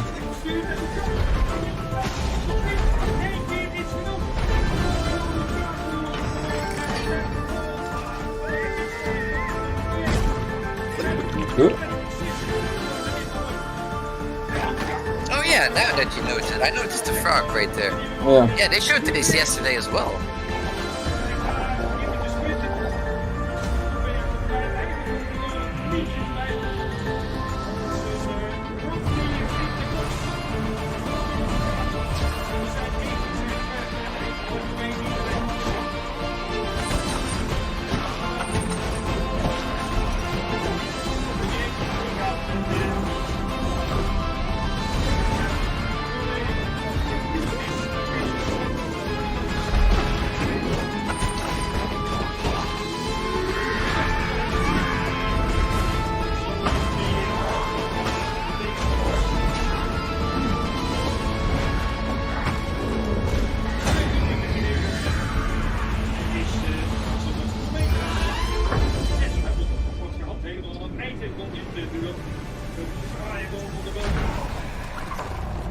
That store. Alright. Next month. Wow. Since 1975, Devolver Digital and the many incredible developers we've partnered with have produced what can only be appropriately described as an imperial buttload of incredible games that consumers worldwide have purchased, never actually played, and then made public claims about the game's quality in order to substantiate their place in online conversations about whether or not an indie game is still indie if it has a publisher. That's why we're proud to announce the entire Devolver Digital catalog on Steam is available at Devolver Max Pass Plus as a premium service not included in your reoccurring monthly payments that we still haven't quite nailed down yet. Each of these gems will be available at a reduced rate for a bafflingly limited amount of time, with discounts ranging from, why not, to This is an why are my expensive pants scene. wet? Think of it as a kind of thank you from an old friend. An old friend that believes you deserve a premium experience.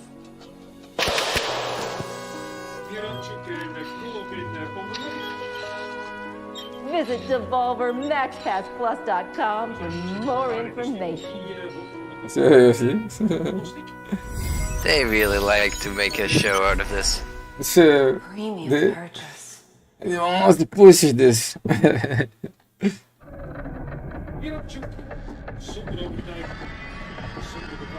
What's next? Ooh, Pony Island's a good game. I really like Pony Island. That was a good game. I never played it. Board game? Card game. Oh, card game. Board game?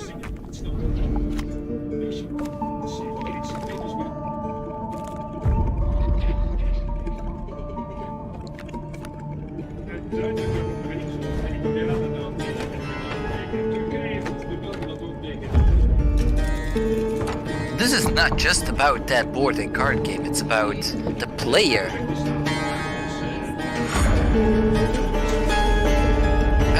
That is pretty much like Pony Island. Pony Island wasn't just about the game Pony Island. It was about the things that were happening around us, around the game. That made sense. Yeah, that looks fun. I might try this. For Halloween. Inscription. What? Inscription. Inscription. Okay, yeah, but we're probably gonna try this. This will be good. Like I said, I like Pony Island, and I'll try anything that these people build. Hey,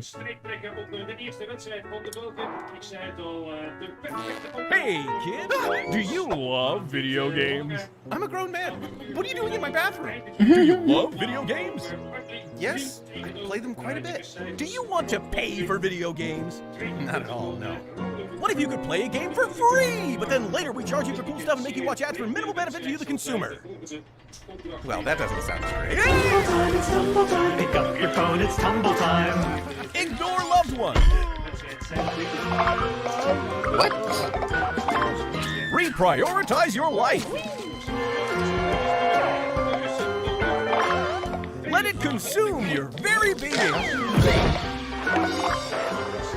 Turn real money into pretend money and spend it. What is this? The game. Yeah, but which part of the game is the game? Yeah. Is it actually the puzzle game, or is it things around it? Tumble time. Devolver Tumble Oh, Time it's actually that mobile game. puzzle Okay, gameplay, it's that puzzle elegant game. All right. monetization, and strategic brand integration. Phone. Choose characters from a loaded roster of your Devolver digital faves and rack up major, huge, big-time game points by matching and clearing the impossibly adorable heads on the tumbler. We mentioned that it's free, right? Because it's free. Except for the ads part, where there are ads, because of course there are ads, because nothing is ever really free. Get hype and unleash each character's special move and clear chunks by creating and activating chaotic chain reactions. How big is that microwave? Pre-register for Devolver Tumble Time on the App Store and Google Play by Wow. visiting DevolverTumbleTime.com. Hey! Oh God! Nina!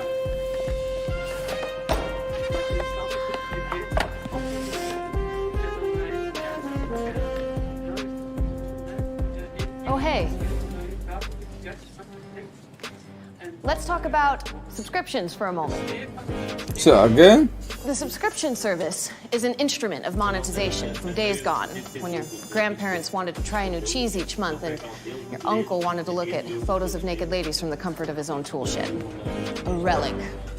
An unwieldy, physical beast that we have haphazardly let slip into the digital realm, leaving us with nothing but ones and zeros to stand in for our stinky dairy product and perfect knockers. Devolver, though, aims to return subscription-based addiction back to its more tangible roots with a premium purchase title available only in this. The physical plane of actual, real-for-real existence. Is that? Goddamn right it is. Introducing Demon Throttle by developer Doinksoft, the creators of Gato Roboto. It is coming to the Nintendo Switch as a physical box set, and only a physical box set through our good friends at Special Reserve Games. Oh, you heard me right. Demon Throttle will not, I repeat, will not be available in any digital format and is only available for you to purchase as a retail product and put on your shelf and to never play or to sell at ridiculous scalper prices to anyone who missed out on its initial offering starting... Are they serious? So there's a joke. Today. I don't know what to do. That's That not can't crazy. be right. They're Nobody crazy, does man. physical only. Who does physical only? What game is physical only? That can't be right. They are crazy, seriously.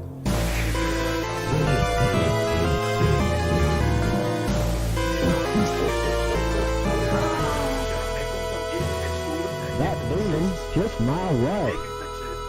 Or something.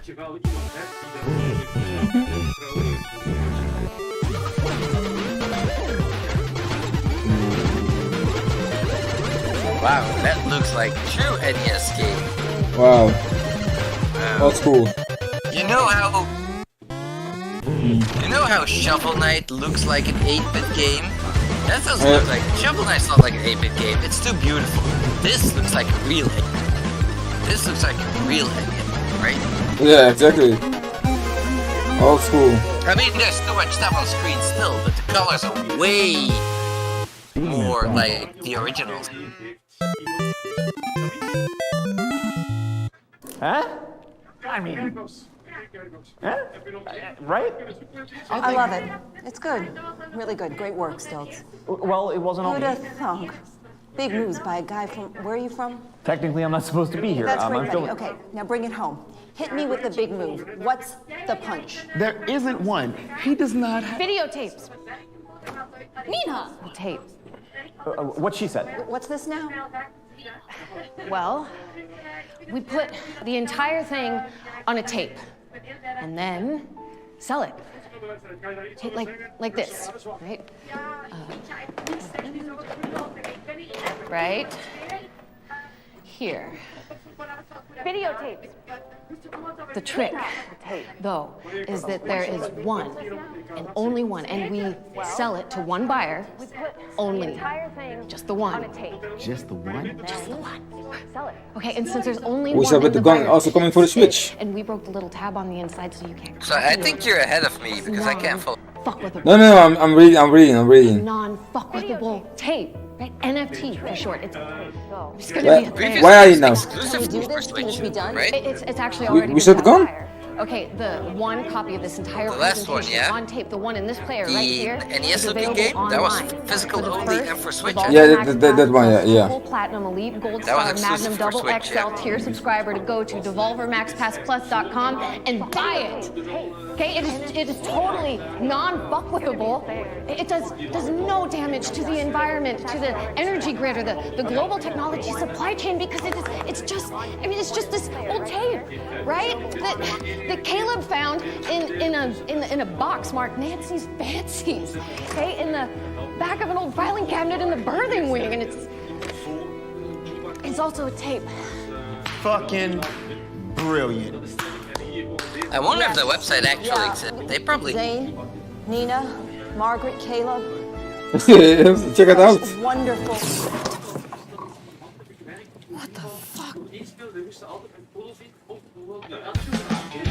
Savage view, another me, snapping back to reality.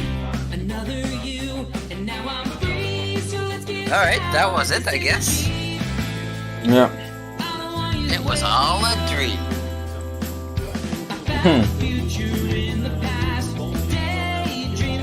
Dude, that's the shit. That's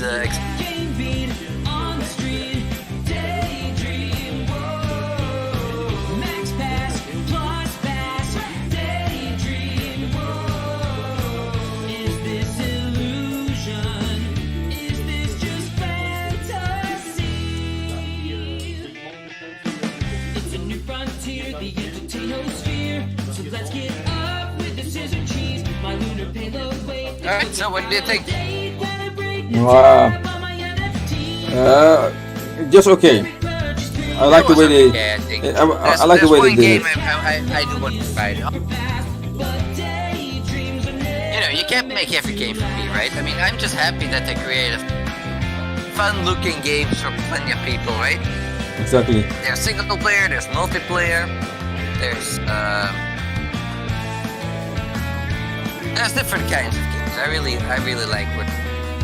Everything's been monetized. You lost the game the moment you subscribe. Chili dog, epilogue, daydream. Whoa. Max pass, plus pass, daydream. Whoa. Is this delusion? Is this a fantasy? Is this the future? Yeah, just I like the way they're doing it. They're funny. They present things. Yeah. Yeah, it's cool. It's a little long sometimes, I think, but yeah, it's unique. No other company ever does that. No other publisher does. Exactly, they do it like different. There was the Devolver Direct. Age of Kill, you're on screen. What do you guys think? I'm gonna put up a poll right now to see what people thought about overall. But Yeah, it's cool. I love Devolver. They have fun with it last year. All right, man. I had a cameo. Yeah, man, I go to my bed. Yeah, I understand. It's pretty late now. It was fun talking with you about Yeah, man. video games. Tomorrow. Have a good night. We'll talk again soon. Yeah, tomorrow. One of the ones that What's tomorrow? Tomorrow is Xbox. Oh, is that tomorrow? Yeah, we're Yeah. definitely watching that. Yeah. Tomorrow's Xbox, and let me check. Xbox and Square Enix. Around for a little bit to answer a couple questions if you want to talk about some Oh yeah, stuff, or maybe I definitely have to watch those. Those are all E3, right? Those are not. Yeah, yeah. Tower Game Oh, Festa. yes, E3. Yeah. Starts at 7 o'clock. Huh? Yeah, at 10 a.m. So yeah, about 7. 7 for us, yeah. I was potentially 7 And o'clock, Square, and and then Warner Brothers, PC, Future Game Show, etc. Yeah. Future Game Show is way too late. No, I I won't have watch to it. work in the morning, so I I can't. will only watch Bethesda and Square We'll Enix. take some questions. All right, cool. If you guys Maybe Warner Bros. 2 is only 30 minutes. Yeah, might do that as well. Oh, it's Back for Blood. It's only Back for Blood. Oh, no, I won't I watch it. think. See, No. Warner Brothers games, Back for Blood. Yeah. So yeah, only yeah, just Xbox that game. and Square Enix, yeah. So Alright, speak to you man. tomorrow then, man. Have a nice Alright, day. see you tomorrow. Take care. Good night. Good night. Bye bye.